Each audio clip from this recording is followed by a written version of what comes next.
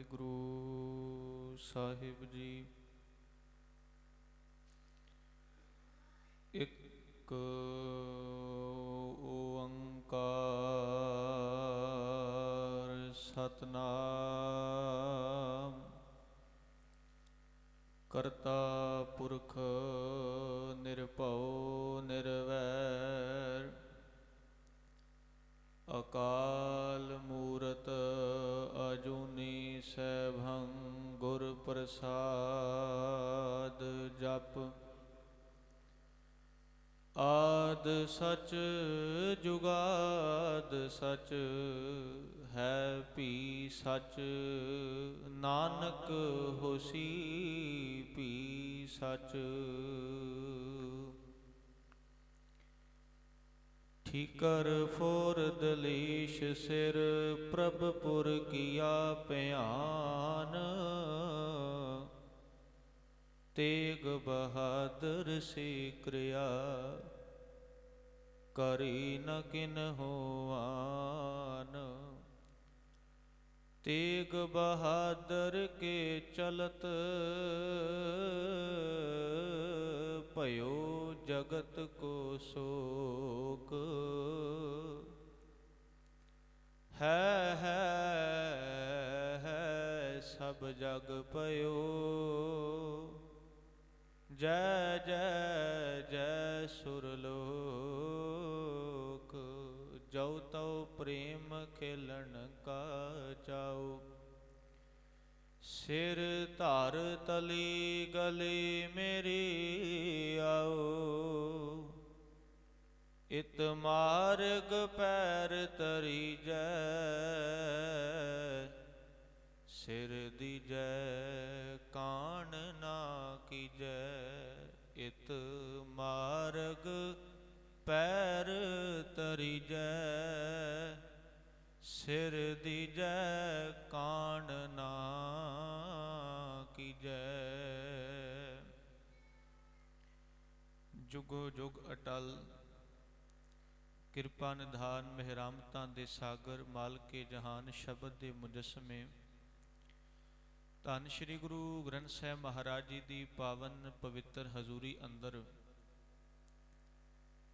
ਧੰਨ ਸ਼੍ਰੀ ਗੁਰੂ ਤੇਗ ਬਹਾਦਰ ਪਾਤਸ਼ਾਹ ਮਹਾਰਾਜ ਅਤੇ ਉਹਨਾਂ ਦੇ ਅਜ਼ੀਜ਼ ਪਿਆਰੇ ਸਿੱਖ ਭਾਈ ਮਤੀ ਦਾਸ ਜੀ, ਭਾਈ ਸਤੀ ਦਾਸ ਜੀ, ਸਤਿਕਾਰਯੋਗ ਭਾਈ ਸਾਹਿਬ ਭਾਈ ਦਿਆਲਾ ਜੀ ਦੀ ਸ਼ਹਾਦਤ ਨੂੰ ਮੁੱਖ ਰੱਖਦਿਆਂ ਗੁਰਦੁਆਰਾ ਗੁਰੂ ਤੇਗ ਬਹਾਦਰ ਗ੍ਰੀਨ ਪਾਰਕ ਰੁਦਰਪੁਰ ਵਿਖੇ ਜੁੜ ਬੈਠੇ ਗੁਰੂ ਕੀ ਸਤਿਕਾਰਯੋਗ ਸਾਧ ਸੰਗਤ ਜੀ, ਦਾਸ ਤੋਂ ਪਹਿਲਾਂ ਪੰਥ ਦੇ ਮਹਾਨ ਕੀਰਤਨੀਆਂ ਵੱਲੋਂ ਆਪ ਸੰਗਤਾਂ ਅੰਮ੍ਰਿਤ ਵੇਲੇ ਤੋਂ ਗੁਰਬਾਣੀ ਦੇ ਰਸ ਪੀਨੇ ਕੀਰਤਨ ਸਰਵਣ ਕਰ ਰਹੇ ਹੋ।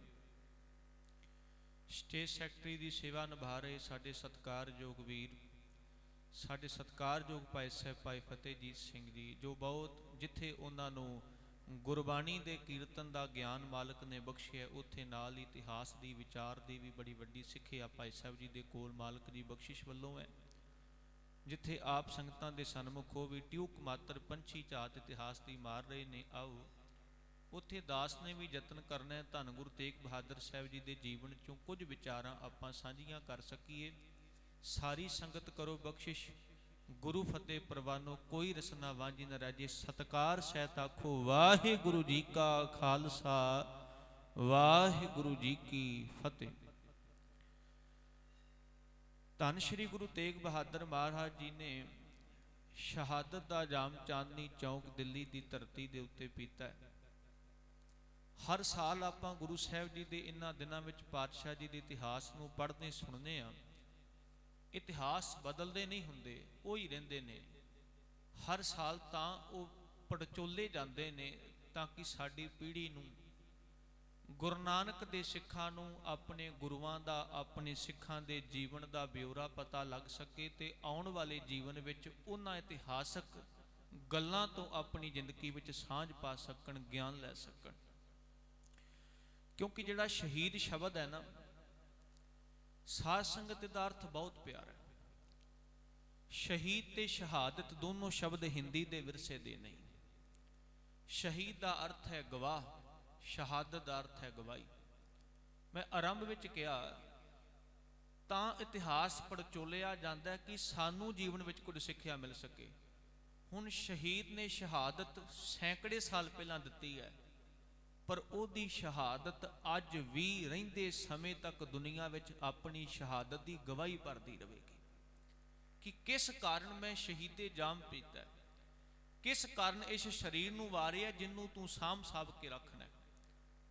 ਤੇ ਸਾਧ ਸੰਗਤ, ਦੁਨੀਆ ਦੀਆਂ ਕਚਹਿਰੀਆਂ, ਮੈਂ ਕੱਲ ਵੀ ਇਹ ਬੇਨਤੀ ਇੱਕ ਥਾਂ ਤੋਂ ਲਾਈਵ ਚੱਲ ਰਿਹਾ ਸੀ ਗੁਰੂ ਨਾਨਕਪੁਰੀ ਟਾਂਡਾ, ਉਹ ਤੋਂ ਵੀ ਕੀਤੀ ਕਿ ਸੰਸਾਰ ਦੀਆਂ ਕਚਹਿਰੀਆਂ ਅੰਦਰ ਗਵਾਹੀ ਜਿੰਦੇ ਬੰਦੇ ਦੀ ਬੰਨੀ ਜਾਂਦੀ ਹੈ। ਜਿੰਦਾ ਬੰਦਾ ਖਲੋ ਕੇ ਜੱਜ ਸਾਹਮਣੇ ਗਵਾਹੀ ਦੇਗਾ, ਇਕਰਾਰਨਾਮਾ ਦੇਗਾ, ਪਰ ਸਾਧ ਸੰਗਤ ਜਦੋਂ ਕੋਈ ਮਰ ਜਾਵੇ ਫਿਰ ਉਹ ਆਪ ਜੱਜ ਸਾਹਮਣੇ ਨਹੀਂ ਜਾ ਸਕਦਾ। ਜੇ ਉਹਦੀ ਗਵਾਹੀ ਦੇਣੀ ਹੈ ਫਿਰ ਉਹਦੀ ਕੋਈ ਲਿਖਤ, ਉਹਦਾ ਕੋਈ ਐਫੀਟੇਵਿਟ ਜੱਜ ਸਾਹਮਣੇ ਵਕੀਲ ਪੇਸ਼ ਕਰੇਗਾ, ਜੀ ਫਲਾਣਾ ਬੰਦਾ ਨਹੀਂ, ਪਰ ਉਹਦਾ ਐਫੀਟੇਵਿਟ, ਉਹਦੀ ਆ ਲਿਖਤ ਹੈ ਜਿਹੜੀ ਆਪਣੀ ਹੋਸ਼ੋ ਹਵਾਸ ਵਿੱਚੋਂ ਕਰਕੇ ਗਏ, ਉਹਦਾ ਗਵਾਹ ਹੈ।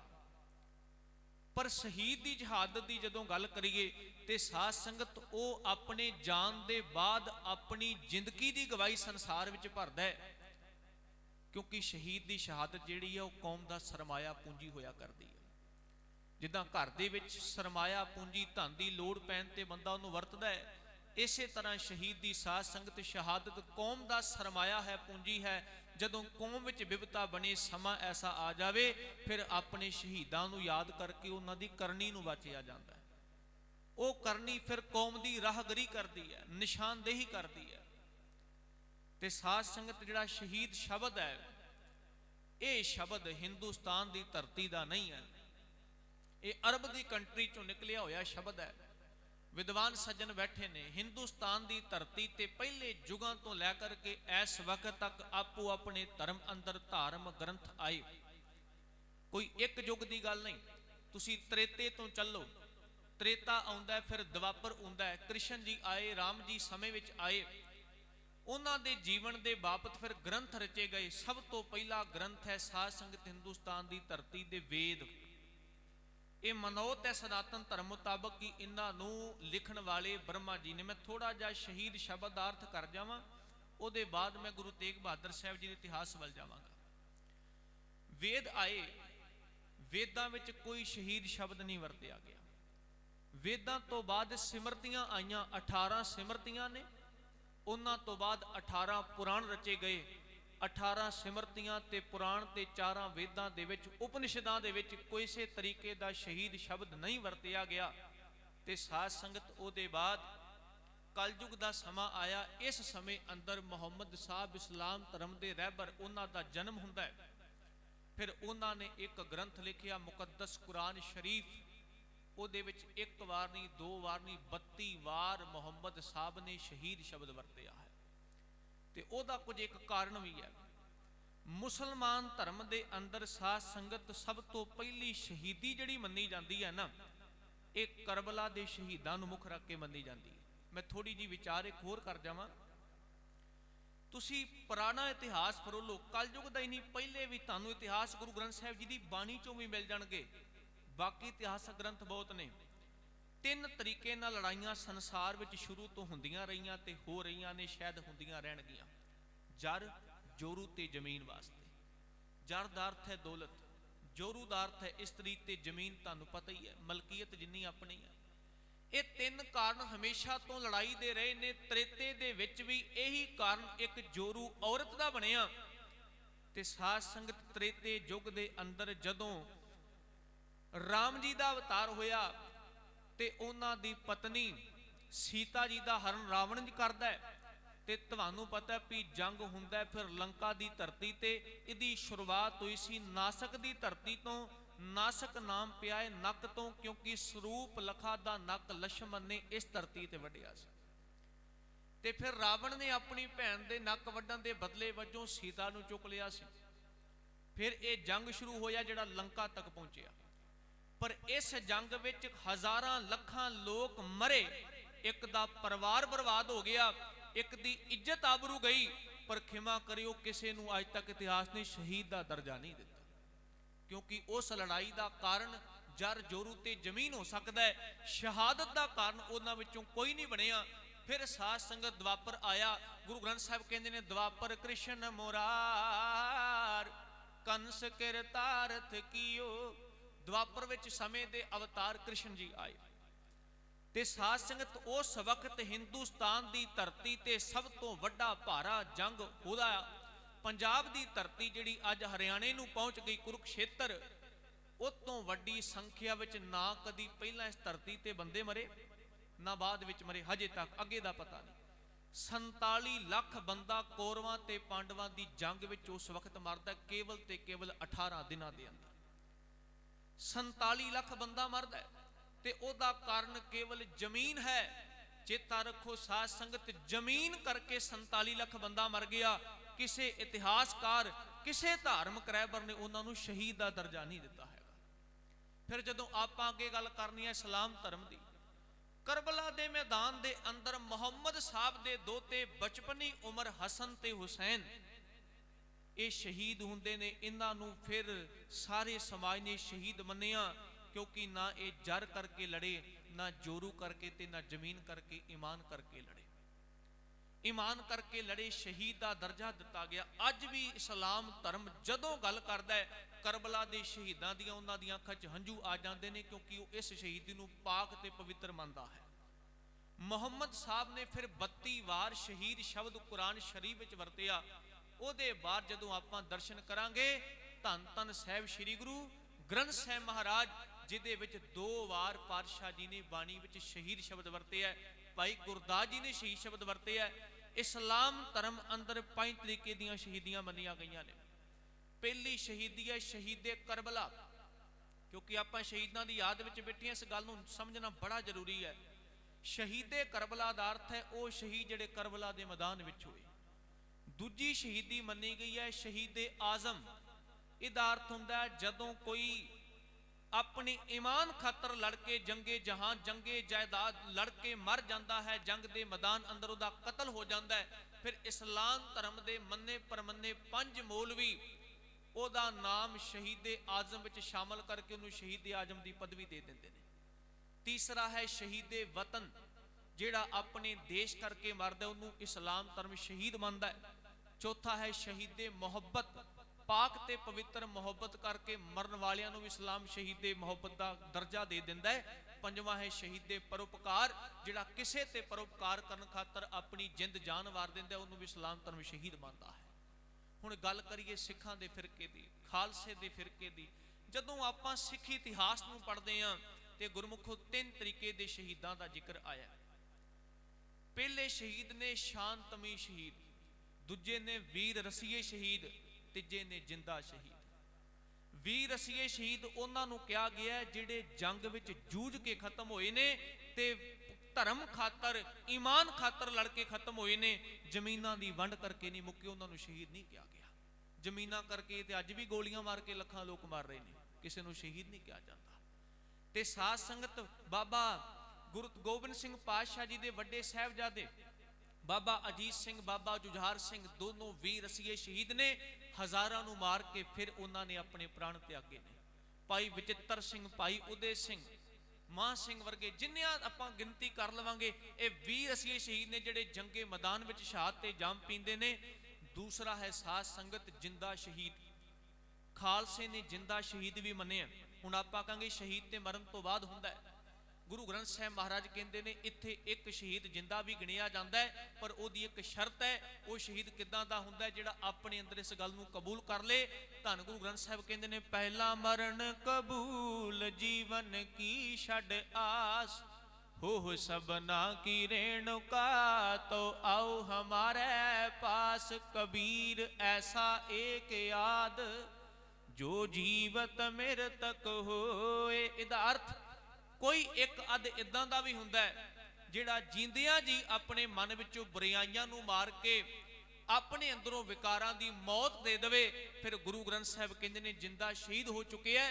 ਤੁਹਾਡੇ ਗਿਆਨ ਵਿੱਚ ਇੱਕ ਗੱਲ ਆਵੇਗੀ, ਧੰਨ ਧੰਨ ਬਾਬਾ ਦੀਪ ਸਿੰਘ ਜੀ ਸ਼ਹੀਦ, ਜਿਨ੍ਹਾਂ ਦੇ ਨਾਮ ਤੋਂ ਅੱਜ ਮਾਫ ਕਰਿਓ 2-2, 2.5 ਫੁੱਟ ਦੀ ਬੀਬੀ ਵੀ ਕਹਿ ਜਾਂਦੀ ਮੇਰੇ ਸਿਰ ਵਿੱਚ, ਮੇਰੇ ਸਿਰ ਦੇ ਉੱਤੇ ਬਾਬੇ ਸ਼ਹੀਦਾਂ ਦਾ ਪਹਿਰ ਹੈ, ਮੈਨੂੰ ਬਖਸ਼ ਲਿਆ ਜੇ। 6.5 ਫੁੱਟ ਦਾ ਬਾਬਾ ਦੀਪ ਸਿੰਘ 2.5-3 ਫੁੱਟ ਦੀ ਬੀਬੀ ਚ ਕਿਹੜੇ ਪਾਸੋਂ ਆ ਜਾਂਦਾ। ਜਿੰਨਾ ਮਖੌਲ ਅਸੀਂ ਆਪਣੇ ਸ਼ਹੀਦਾਂ ਦਾ ਅਡਾਇਆ, ਇਹਨਾਂ ਕਿਸੇ ਕੌਮ ਨੇ ਨਹੀਂ ਅਡਾਇਆ। ਸਾਡਾ ਵਿਰਸਾ ਬਹੁਤ ਮਹਾਨ ਸੀ, ਮਾਫ ਕਰਿਓ ਕੁਝ ਬੰਦਿਆਂ ਨੇ ਰੋਲ ਕੇ ਰੱਖ ਦਿੱਤਾ। ਬਾਬਾ ਦੀਪ ਸਿੰਘ ਸ਼ਹੀਦ ਤੇ ਜਾਮ ਪੀਂਦੇ ਨੇ, ਸੰਸਾਰ ਕਹਿੰਦੇ ਬਾਬਾ ਦੀਪ ਸਿੰਘ ਸ਼ਹੀਦ ਹੈ। ਤੁਸੀਂ ਇਤਿਹਾਸ ਪੜ੍ਹੋ, ਵਿਦਵਾਨਾਂ ਦਾ ਇੱਕ ਮਤ ਹੈ, ਕਹਿੰਦੇ ਨੇ ਬਾਬਾ ਦੀਪ ਸਿੰਘ ਜੀ ਦਾ ਜੀਵਨ ਇਦਾਂ ਦਾ ਸੀ, ਸਾਰੇ ਪੰਥ ਨੇ ਉਹਨਾਂ ਨੂੰ ਪਹਿਲੇ ਹੀ ਕਬੂਲਿਆ ਸੀ, ਬਾਬਾ ਦੀਪ ਸਿੰਘ ਸਾਡਾ ਜਿੰਦਾ ਸ਼ਹੀਦ ਹੈ। ਉਹਨਾਂ ਦਾ ਜੀਵਨ ਐਸਾ ਸੀ। ਤੇ ਸਾਧ ਸੰਗਤ, ਜਦੋਂ ਤੀਸਰੀ ਗੱਲ ਕਰੀਏ ਸ਼ਾਂਤਮਈ ਸ਼ਹੀਦਾਂ ਦੀ, ਤੇ ਸ਼ਾਂਤਮਈ ਸ਼ਹੀਦਾਂ ਦੇ ਵਿੱਚ ਆਪਾਂ ਨਾਮ ਲਾਂਗੇ ਧੰਨ ਗੁਰੂ ਗੋਬਿੰਦ ਸਿੰਘ ਪਾਤਸ਼ਾਹ ਜੀ ਦੇ ਛੋਟੇ ਲਖਤੇ ਜਿਗਰ ਬਾਬਾ ਜੋਰਾਵਰ ਸਾਹਿਬ, ਬਾਬਾ ਫਤਿਹ ਸਾਹਿਬ ਜੀ, ਜਿਨ੍ਹਾਂ ਨੇ ਹਕੂਮਤ ਦੇ ਸਾਹਮਣੇ ਖਲੋ ਕੇ ਸੱਚ ਦੀ ਆਵਾਜ਼ ਨੂੰ ਬੁਲੰਦ ਕੀਤਾ, ਰਣ ਤੱਤੇ ਵਿੱਚ ਜੂਝੇ ਨਹੀਂ, ਪਰ ਸ਼ਾਂਤਮਈ ਤਰੀਕੇ ਨਾਲ ਸ਼ਹੀਦੀ ਦੇ ਦਿੱਤੀ। ਤੁਸੀਂ ਅਰਦਾਸ ਕਰਦੇ ਹੋ, ਸੁਣਦੇ ਹੋ, ਜਿਨ੍ਹਾਂ ਨੂੰ ਆਪਾਂ ਯਾਦ ਕਰਨੇ ਆ, ਜਿਨ੍ਹਾਂ ਨੇ ਬੰਦ ਕਟਾਏ, ਸਰਦਾਰ ਬਾਬਾ ਮਣੀ ਸਿੰਘ ਜੀ ਸ਼ਾਂਤਮਈ ਸ਼ਹੀਦ ਨੇ, ਬਾਬਾ ਤਾਰੂ ਸਿੰਘ ਜੀ ਖੋਪੜੀ ਲਵਾਈ ਸ਼ਾਂਤਮਈ ਸ਼ਹੀਦ ਨੇ। ਗੁਰਮੁਖੋ ਹੋਰ ਤੇ ਹੋਰ ਜਿਨ੍ਹਾਂ ਦੀ ਯਾਦ ਵਿੱਚ ਅੱਜ ਬੈਠੇ ਹੋ ਧੰਨ ਗੁਰੂ ਤੇਗ ਬਹਾਦਰ ਸਾਹਿਬ ਵੀ ਸ਼ਾਂਤਮਈ ਸ਼ਹੀਦ ਨੇ। ਭਾਈ ਮਤੀ ਦਾਸ, ਭਾਈ ਸਤੀ ਦਾਸ, ਭਾਈ ਦਿਆਲਾ, ਧੰਨ ਗੁਰੂ ਅਰਜਨ ਦੇਵ ਪਾਤਸ਼ਾਹ ਮਹਾਰਾਜ, ਇਹ ਸ਼ਾਂਤਮਈ ਸ਼ਹੀਦ ਨੇ। ਆਓ ਇਹਨਾਂ ਸ਼ਹੀਦਾਂ ਦਾ ਥੋੜਾ ਜਿਹਾ ਇਤਿਹਾਸ ਆਪਾਂ ਸਾਂਝਾ ਕਰ ਲਈ ਰਹਿੰਦੇ ਸਮੇਂ ਅੰਦਰ। ਹਿੰਦੁਸਤਾਨ ਦੀ ਧਰਤੀ, ਪੂਰੀ ਏਸ਼ੀਆ, ਕੇਵਲ ਹਿੰਦੁਸਤਾਨ ਨਹੀਂ, ਪੂਰੀ ਏਸ਼ੀਆ ਦਾ ਸਭ ਤੋਂ ਵੱਡਾ ਤਾਕਤਵਰ ਰਾਜਾ ਹੈ ਔਰੰਗਜ਼ੇਬ ਬਾਦਸ਼ਾਹ। ਇਹਦੇ ਵੱਡਾ ਬਲ ਵਿੱਚ, ਸੈਨਾ ਵਿੱਚ, ਫੌਜ ਵਿੱਚ, ਦੌਲਤ ਵਿੱਚ ਤੇ ਰਾਜ ਜ਼ਮੀਨ ਵਿੱਚ ਕੋਈ ਵੀ ਦੇ ਬਰਾਬਰ ਦਾ ਰਾਜਾ ਏਸ਼ੀਆ ਵਿੱਚ ਨਹੀਂਗਾ ਉਸ ਸਮੇਂ। ਤੇ ਸਾਧ ਸੰਗਤ, ਏਸ਼ੀਆ ਦਾ ਰਾਜਾ ਔਰੰਗਜ਼ੇਬ ਆਪਣੇ ਨਾਲ ਦੇ ਦੇਸ਼ਾਂ ਨਾਲ ਪਿਆਰ ਵਧਾਉਣ ਵਾਸਤੇ ਦੂਜਿਆਂ ਰਾਜਿਆਂ ਨੂੰ ਖੁਸ਼ ਕਰਦਾ, ਤੇ ਇਹ ਖੁਸ਼ੀ ਵਜੋਂ ਅੱਜ ਕੁਝ ਕੀਮਤੀ ਸੌਗਾਤ, ਕੀਮਤੀ ਤੋਹਫੇ ਮੁਲਤਾਨ ਦੀ ਧਰਤੀ ਦੇ ਨਵਾਬ ਨੂੰ ਭੇਜਦਾ। ਤੇ ਸਾਧ ਸੰਗਤ, ਮੁਲਤਾਨ ਦੀ ਧਰਤੀ ਦੇ ਨਵਾਬ ਸੁਲਤਾਨ ਨੂੰ ਜਦੋਂ ਔਰੰਗਜ਼ੇਬ ਬਾਦਸ਼ਾਹ ਨੇ ਉਹ ਕੀਮਤੀ ਤੋਹਫੇ ਭੇਜੇ, ਤੇ ਉਸ ਬਾਦਸ਼ਾਹ ਨੇ ਇਹਦੇ ਤੋਹਫੇ ਲੈਣ ਤੋਂ ਇਨਕਾਰ ਕਰ ਦਿੱਤਾ। ਔਰੰਗਜ਼ੇਬ ਬਾਦਸ਼ਾਹ, ਇਹਦੇ ਮਨ ਵਿੱਚ ਆਇਆ, ਮੈਂ ਇੰਨਾ ਵੱਡਾ ਬਾਦਸ਼ਾਹ ਵਾਂ ਤੇ ਮੇਰੇ ਤੋਹਫੇ ਲੈਣ ਤੋਂ ਇਨਕਾਰ ਕਰਨ ਦਾ ਕੋਈ ਤਾਂ ਕਾਰਨ ਹੋਏਗਾ। ਉਹਨੇ ਚਿੱਠੀ ਲਿਖ ਕੇ ਆਪਣਾ ਦੂਤ ਭੇਜਿਆ ਮੁਲਤਾਨ ਦੇ ਨਵਾਬ ਨੂੰ, ਕੀ ਕਾਰਨ ਤੂੰ ਮੇਰੇ ਤੋਹਫੇ ਕਬੂਲ ਨਹੀਂ ਕਰਦਾ? ਤੇ ਗੁਰਮੁਖੋ, ਉਹਨੇ ਫਿਰ ਜਵਾਬ ਦਿੱਤਾ, ਕਹਿੰਦਾ ਔਰੰਗਜ਼ੇਬ ਬਾਦਸ਼ਾਹ, ਮੁਲਤਾਨ ਦੀ ਧਰਤੀ ਤੇ ਮੈਂ ਮੁਸਲਮਾਨ ਰਾਜਾ ਵਾਂ, ਸੁਲਤਾਨ ਵਾਂ। ਦੇਖ, ਮੇਰੇ ਦੇਸ਼ ਵਿੱਚ ਜਿਹੜਾ ਕਾਨੂੰਨ ਲਾਗੂ ਹੈ ਸ਼ਰਅ ਮੁਤਾਬਕ, ਪੂਰਾ ਇਸਲਾਮ ਧਰਮ ਮੁਤਾਬਕ ਫਿੱਟ ਬਹਿੰਦਾ ਹੈ। ਮੈਂ ਛੋਟੀ ਜਿਹੀ ਇੱਕ ਗੱਲ ਕਰਾਂ, ਤੁਹਾਡਾ ਧਿਆਨ ਹਟਾ ਕੇ, ਨੁਕਤਾ ਹੈ ਇਸ ਵਿਸ਼ੇ ਦਾ।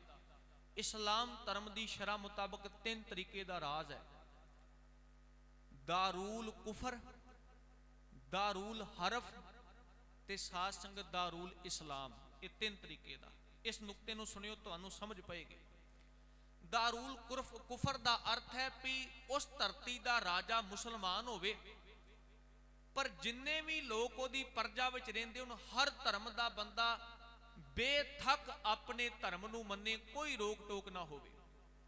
ਉਹਨੂੰ ਕਿਹਾ ਜਾਂਦਾ ਹੈ ਸਾਧ ਸੰਗਤ, ਇਸ ਕਾਨੂੰਨ ਦਾ ਪਹਿਲਾ ਹਿੱਸਾ ਦਾਰੂਲ ਕੁਫਰ, ਦੂਜਾ ਹੈ ਦਾਰੂਲ ਹਰਫ। ਇਹਦੇ ਵਿੱਚ ਹੁੰਦਾ ਹੈ ਧਰਤੀ ਦਾ ਰਾਜਾ ਵੀ ਮੁਸਲਮਾਨ ਹੋਵੇ, ਤੇ ਉਹਦੇ ਕੁਝ ਜਿਹੜੇ ਨੇ ਕਾਨੂੰਨ ਸਾਰੇ ਧਰਮਾਂ ਉੱਤੇ ਲਾਗੂ ਹੋਣ, ਪਰ ਮੁਕੰਮਲ ਤੌਰ ਤੇ ਸਾਰੇ ਮੁਸਲਮਾਨ ਨਾ ਹੋਣ। ਹੁਣ ਹਿੰਦੂ ਮੁਸਲਮਾਨ ਹਰ ਤਰੀਕੇ ਦਾ ਬੰਦਾ ਆਪਣੇ ਇਸ਼ਟ ਨੂੰ ਮੰਨ ਵੀ ਸਕੇ, ਪਰ ਕੁਝ ਕਾਨੂੰਨ ਉਹਦੇ ਤੇ ਲਾਗੂ ਹੋਣ, ਉਹਨੂੰ ਦਾਰੂਲ ਹਰਫ ਕਿਹਾ ਜਾਂਦਾ ਹੈ। ਪਰ ਮੁਲਤਾਨ ਦੀ ਧਰਤੀ ਵਿੱਚ ਦਾਰੂਲ ਇਸਲਾਮ ਲਾਗੂ ਸੀ। ਦਾ ਅਰਥ, ਇੱਥੇ ਜਿੰਨੇ ਵੀ ਲੋਕ ਹੋਣਗੇ, ਭਾਵੇਂ ਕੋਈ ਹਿੰਦੂ ਹੋਵੇ, ਕਿਸੇ ਜਾਤ ਪਾਤ, ਕਿਸੇ ਧਰਮ ਫਿਰਕੇ ਦਾ ਹੋਵੇ, ਪਰ ਉਹਨੂੰ ਇਸਲਾਮ ਧਰਮ ਕਬੂਲਣਾ ਪਵੇਗਾ। ਉਹ ਇਸਲਾਮ ਵਿੱਚ ਆਵੇਗਾ, ਰਹੇਗਾ, ਨਹੀਂ ਤੇ ਦੇਸ਼ ਛੱਡ ਕੇ ਜਾਏ, ਨਹੀਂ ਤੇ ਉਹਦੀ ਮੌਤ ਹੈ। ਇਹ ਹੈ ਦਾਰੂਲ ਇਸਲਾਮ। ਮੁਲਤਾਨ ਦੇ ਨਵਾਬ ਨੇ ਚਿੱਠੀ ਦਾ ਜਵਾਬ ਦਿੱਤਾ, ਔਰੰਗਜ਼ੇਬ, ਤੂੰ ਸੁਲਤਾਨੇ ਤਖਤ ਏਸ਼ੀਆ ਕੌਮ ਦਾ ਵੱਡਾ ਸੁਲਤਾਨ ਹੈ, ਜੇ ਤੇਰੇ ਹੁੰਦਿਆਂ ਵੀ ਹਿੰਦੁਸਤਾਨ ਵਿੱਚ ਦਾਰੂਲ ਇਸਲਾਮ ਕਾਇਮ ਨਾ ਹੋਇਆ, ਫਿਰ ਆਪਾਂ ਆਪਣੇ ਦੀਨੇ ਮਜ਼ਹਬ ਨੂੰ ਕਦੋਂ ਅੱਗੇ ਵਧਾਵਾਂਗੇ? ਤੇ ਸਾਧ ਸੰਗਤ, ਉਸ ਵਕਤ ਹਿੰਦੁਸਤਾਨ ਵਿੱਚ ਦਾਰੂਲ ਹਰਫ ਲਾਗੂ ਸੀ। ਇਸ ਨੂੰ ਯਾਦ ਆਈ ਵੀ ਸੱਚਮੁੱਚ ਗੱਲ ਤਾਂ ਬੜੀ ਸਹੀ ਬਹਿੰਦੀ ਹੈ, ਮੇਰੇ ਕੋਲ ਤਾਕਤ ਹੈ, ਏਸ਼ੀਆ ਦਾ ਰਾਜਾ ਵਾਂ, ਮੈਨੂੰ ਇਸ ਵਕਤ ਤੇ ਕਦਮ ਚੁੱਕਣਾ ਚਾਹੀਦਾ। ਗੁਰਮੁਖੋ, ਉਸੇ ਵਕਤ ਮਤਾ ਪਕਾਇਆ, ਆਪਣੇ ਅਹਿਲਕਾਰ ਇਕੱਠੇ ਕੀਤੇ, ਤਿੰਨੇ ਲਾਗੂ ਕਰ ਦਿੱਤਾ ਕਿ ਹਿੰਦੁਸਤਾਨ ਦੀ ਧਰਤੀ ਵਿੱਚ ਅੱਜ ਤੋਂ ਬਾਅਦ ਦਾਰੂਲ ਇਸਲਾਮ ਲਾਗੂ ਕੀਤਾ ਜਾਂਦਾ ਹੈ। ਫਿਰ ਉਹਦੀਆਂ ਸ਼ਰਤਾਂ ਸਨ, ਇੱਥੇ ਕੇਵਲ ਇਸ ਨਾਮ ਨੂੰ ਮੰਨਣ ਵਾਲੇ ਰਹਿਣਗੇ। ਜੇ ਕੋਈ ਦੂਜੀ ਜਾਤ ਦਾ ਬੰਦਾ ਰਹੇਗਾ, ਉਹਨੂੰ ਆਪਣੀ ਜਾਤ, ਧਰਮ, ਆਪਣੇ ਦੀਨੇ ਮਜ਼ਹਬ ਦੇ ਸਾਰੇ ਕਿਰਦਾਰਕ ਹਸਤੀਆਂ ਨੂੰ, ਸਾਰੇ ਕੰਮਕਾਰ ਛੱਡ ਕੇ ਕੇਵਲ ਤੇ ਕੇਵਲ ਇਸ ਨਾਮ ਦੀ ਮਨੌਤ ਨੂੰ ਮੰਨਣਾ ਪਵੇਗਾ। ਆਪਣੇ ਧਰਮ ਦੇ ਜਿੰਨੇ ਵੀ ਰੀਤੀ ਰਿਵਾਜ ਨੇ ਉਹ ਸਾਰੇ ਛੱਡਣੇ ਪੈਣਗੇ। ਹੁਣ ਸਾਧ ਸੰਗਤ ਜਦੋਂ ਇਹ ਲਾਗੂ ਕਰ ਦਿੱਤਾ, ਬਸ ਲਾਗੂ ਕਰਨ ਦੀ ਢੇਰ ਸੀ। ਜਿਹੜੇ ਲੋਕ ਸ਼ਾਂਤੀ ਨਾਲ ਰਹਿੰਦੇ ਸਨ, ਉੱਥੇ ਤਬਾਹੀ ਮਚਣੀ ਸ਼ੁਰੂ ਹੋ ਗਈ। ਤੁਸੀਂ ਇਤਿਹਾਸ ਪੜ੍ਹੋ, ਤਵਾਰੀ ਗੁਰੂ ਖਾਲਸਾ, ਉਹਦੇ ਵਿੱਚ ਗਿਆਨੀ ਗਿਆਨ ਸਿੰਘ ਲਿਖਦੇ ਨੇ, ਇਹ ਸਮਾਂ ਬਣ ਗਿਆ ਮੁਸਲਮਾਨ ਹਾਕਮ ਹਿੰਦੂਆਂ ਦੇ ਘਰਾਂ ਵਿੱਚ ਜਾ ਕਰਕੇ ਗਾਵਾਂ ਨੂੰ ਵੱਢਣ ਲੱਗ ਪਏ। ਚਲੋ ਸਾਡੇ ਲਈ ਗਾਂ ਭਾਵੇਂ ਅਸੀਂ ਜਾਨਵਰ ਹੀ ਕਹਾਂਗੇ, ਪਰ ਹਿੰਦੂ ਧਰਮ ਉਹਦੇ ਤੇ ਸ਼ਰਧਾ ਧਰਦਾ, ਉਹ ਗਾਂ ਦੀ ਪੂਜਾ ਕਰਦਾ। ਉਹਨਾਂ ਨੇ ਦੇਖਿਆ ਵੀ ਇਹ ਬੜਾ ਵੱਡਾ ਪਾਪ ਹੋਣ ਲੱਗ ਪਿਆ। ਕਿਸੇ ਨੇ ਜੱਗ ਕਰਨਾ, ਉਹਨੂੰ ਜੱਗ ਨਹੀਂ ਕਰਨ ਦੇਣਾ। ਮੰਦਰ ਤੋੜ ਕੇ ਮਸਜਿਦਾਂ ਬਣਾਉਣੀਆਂ ਸ਼ੁਰੂ ਕਰ ਦਿੱਤੀਆਂ। ਜਦੋਂ ਸਾਰੇ ਪਾਸੇ ਹਾਹਾਕਾਰ ਮਚ ਗਈ ਤੇ ਸਾਧ ਸੰਗਤ ਫਿਰ ਔਰੰਗਜ਼ੇਬ ਨੇ ਆਪਣੀ ਜ਼ਿੰਦਗੀ ਅੰਦਰ ਇੱਕ ਕਸਮ ਖਾ ਲਈ ਕਿ ਮੈਂ ਇੱਕ ਦਿਨ ਵਿੱਚ 1.25 ਮਣ ਜਨੇਊ ਲਾਵਾਂਗਾ, ਉਹਦੇ ਬਾਅਦ ਮੂੰਹ ਵਿੱਚ ਆਂਦਾ ਦਾਣਾ ਪਾਵਾਂਗਾ। ਜਦੋਂ ਤੱਕ ਮੈਂ 1.25 ਮਣ ਜਨੇਊ ਲਾ ਨਹੀਂ ਦਿੰਦਾ, ਉਦੋਂ ਤੱਕ ਮੈਂ ਕੁਝ ਛਕਣਾ ਨਹੀਂ। ਹੁਣ ਗੁਰਮੁਖੋ 1.25 ਮਣ ਹੁੰਦਾ ਕੀ ਹੈ? ਆਪਾਂ 1.25 ਮਣ ਤਾਂ ਬੜੀ ਵਾਰ ਸੁਣਿਆ, ਪਰ ਹੁੰਦਾ ਕੀ ਹੈ? ਮੈਂ ਥੋੜਾ ਜਿਹਾ ਯਤਨ ਕਰਾਂਗਾ। ਮੇਰੇ ਮਨ ਵਿੱਚ ਆਇਆ ਕਿ 1.25 ਮਣ ਜਨੇਊ ਅਸਲ ਵਿੱਚ ਅੱਜ ਦੀ ਗਿਣਤੀ ਮੁਤਾਬਕ ਕੀ ਹੁੰਦਾ। ਜ਼ਰੂਰ ਰੱਖਣਾ ਚਾਹੀਦਾ ਹੈ ਗੱਲ। ਥੋੜੀ ਜਿਹੀ ਪੜਚੋਲ ਕੀਤੀ, ਡੂੰਘਾਈ ਵਿੱਚ ਗਏ, ਚਲੋ ਕੁਝ ਪ੍ਰਾਪਤ ਹੋਇਆ। ਮੈਂ ਤੁਹਾਡੇ ਸਾਹਮਣੇ ਉਹ ਗੱਲ ਨੂੰ ਰੱਖਣਾ, ਥੋੜਾ ਧਿਆਨ ਦੇ ਕੇ ਸੁਣਿਆ ਜੀ। ਹਿੰਦੂ ਧਰਮ ਦੇ ਅੰਦਰ ਜਨੇਊ ਉਹਨਾਂ ਦਾ ਧਾਰਮਿਕ ਚਿੰਨ੍ਹ ਹੈ। ਜਿੱਦਾਂ ਸਾਡਾ ਗਾਤਰਾ ਕਿਰਪਾਨ ਹੈ, ਉਹਨਾਂ ਦਾ ਜਨੇਊ ਇੱਕ ਧਾਰਮਿਕ ਚਿੰਨ੍ਹ ਹੈ। ਹਿੰਦੂ ਧਰਮ ਦੇ ਅੰਦਰ 4 ਵਰਣ ਨੇ, ਬ੍ਰਾਹਮਣ, ਖੱਤਰੀ, ਸ਼ੂਦਰ ਤੇ ਵੈਸ਼। 4 ਵਰਣ ਨੇ। ਇਹਨਾਂ ਵਿੱਚ ਜਿਹੜੇ 3 ਵਰਣ ਨੇ ਨਾ, ਬ੍ਰਾਹਮਣ ਦਾ, ਖੱਤਰੀ ਦਾ ਤੇ ਵੈਸ਼ ਦਾ, ਇਹਨਾਂ ਨੂੰ ਜਨੇਊ ਪਾਉਣ ਦੀ ਅਧਿਕਾਰਕ ਧਾਰਮਿਕ ਤੌਰ ਦੇ ਉੱਤੇ ਇਹਨਾਂ ਨੂੰ ਹੱਕ ਹੈ। ਪਰ ਜਿਹੜਾ ਸਾਧ ਸੰਗਤ ਵੈਸ਼ ਹੈ, ਜਿਹੜਾ ਗੰਦਗੀ ਸਾਫ਼ ਕਰਦਾ ਹੈ, ਨੀਵੀਂ ਜਾਤ ਦਾ ਜਿਹੜਾ ਵਰਨ ਵੰਡ ਮੁਤਾਬਕ ਹੈ, ਉਹਨੂੰ ਜਨੇਊ ਪਾਉਣ ਦਾ ਅਧਿਕਾਰ ਨਹੀਂ ਹੈ। ਖੈਰ ਇਹ ਇੱਕ ਉਹਨਾਂ ਦਾ ਅਲੱਗ ਵਿਸ਼ਾ ਹੈ। ਪਰ ਜਿਹੜੇ ਇਹ 3 ਵਰਨ ਜਨੇਊ ਪਾਉਂਦੇ ਨੇ ਨਾ, ਇਹਨਾਂ ਤਿੰਨਾਂ ਦੇ ਜਨੇਊ ਵਿੱਚ ਬੜਾ ਫਰਕ ਹੈ। ਜਿਹੜਾ ਬ੍ਰਾਹਮਣ ਦਾ ਜਨੇਊ ਹੈ, ਜਨੇਊ ਦੀ ਜਿਹੜੀ ਲੰਬਾਈ ਹੈ ਉਹ 52 ਉਂਗਲ ਹੁੰਦੀ ਹੈ। ਉਹ 52 ਤੋਂ ਨਾ 51 ਹੋਵੇਗੀ ਤੇ ਨਾ 53 ਹੋਵੇਗੀ, 52 ਉਂਗਲ ਦਾ ਜਨੇਊ ਹੋਏਗਾ। ਭਾਵੇਂ ਬ੍ਰਾਹਮਣ ਪਤਲਾ ਹੋਵੇ, ਮੋਟਾ ਹੋਵੇ, ਉਹਨੇ ਜਨੇਊ 52 ਉਂਗਲ ਦਾ ਪਾਣਾ।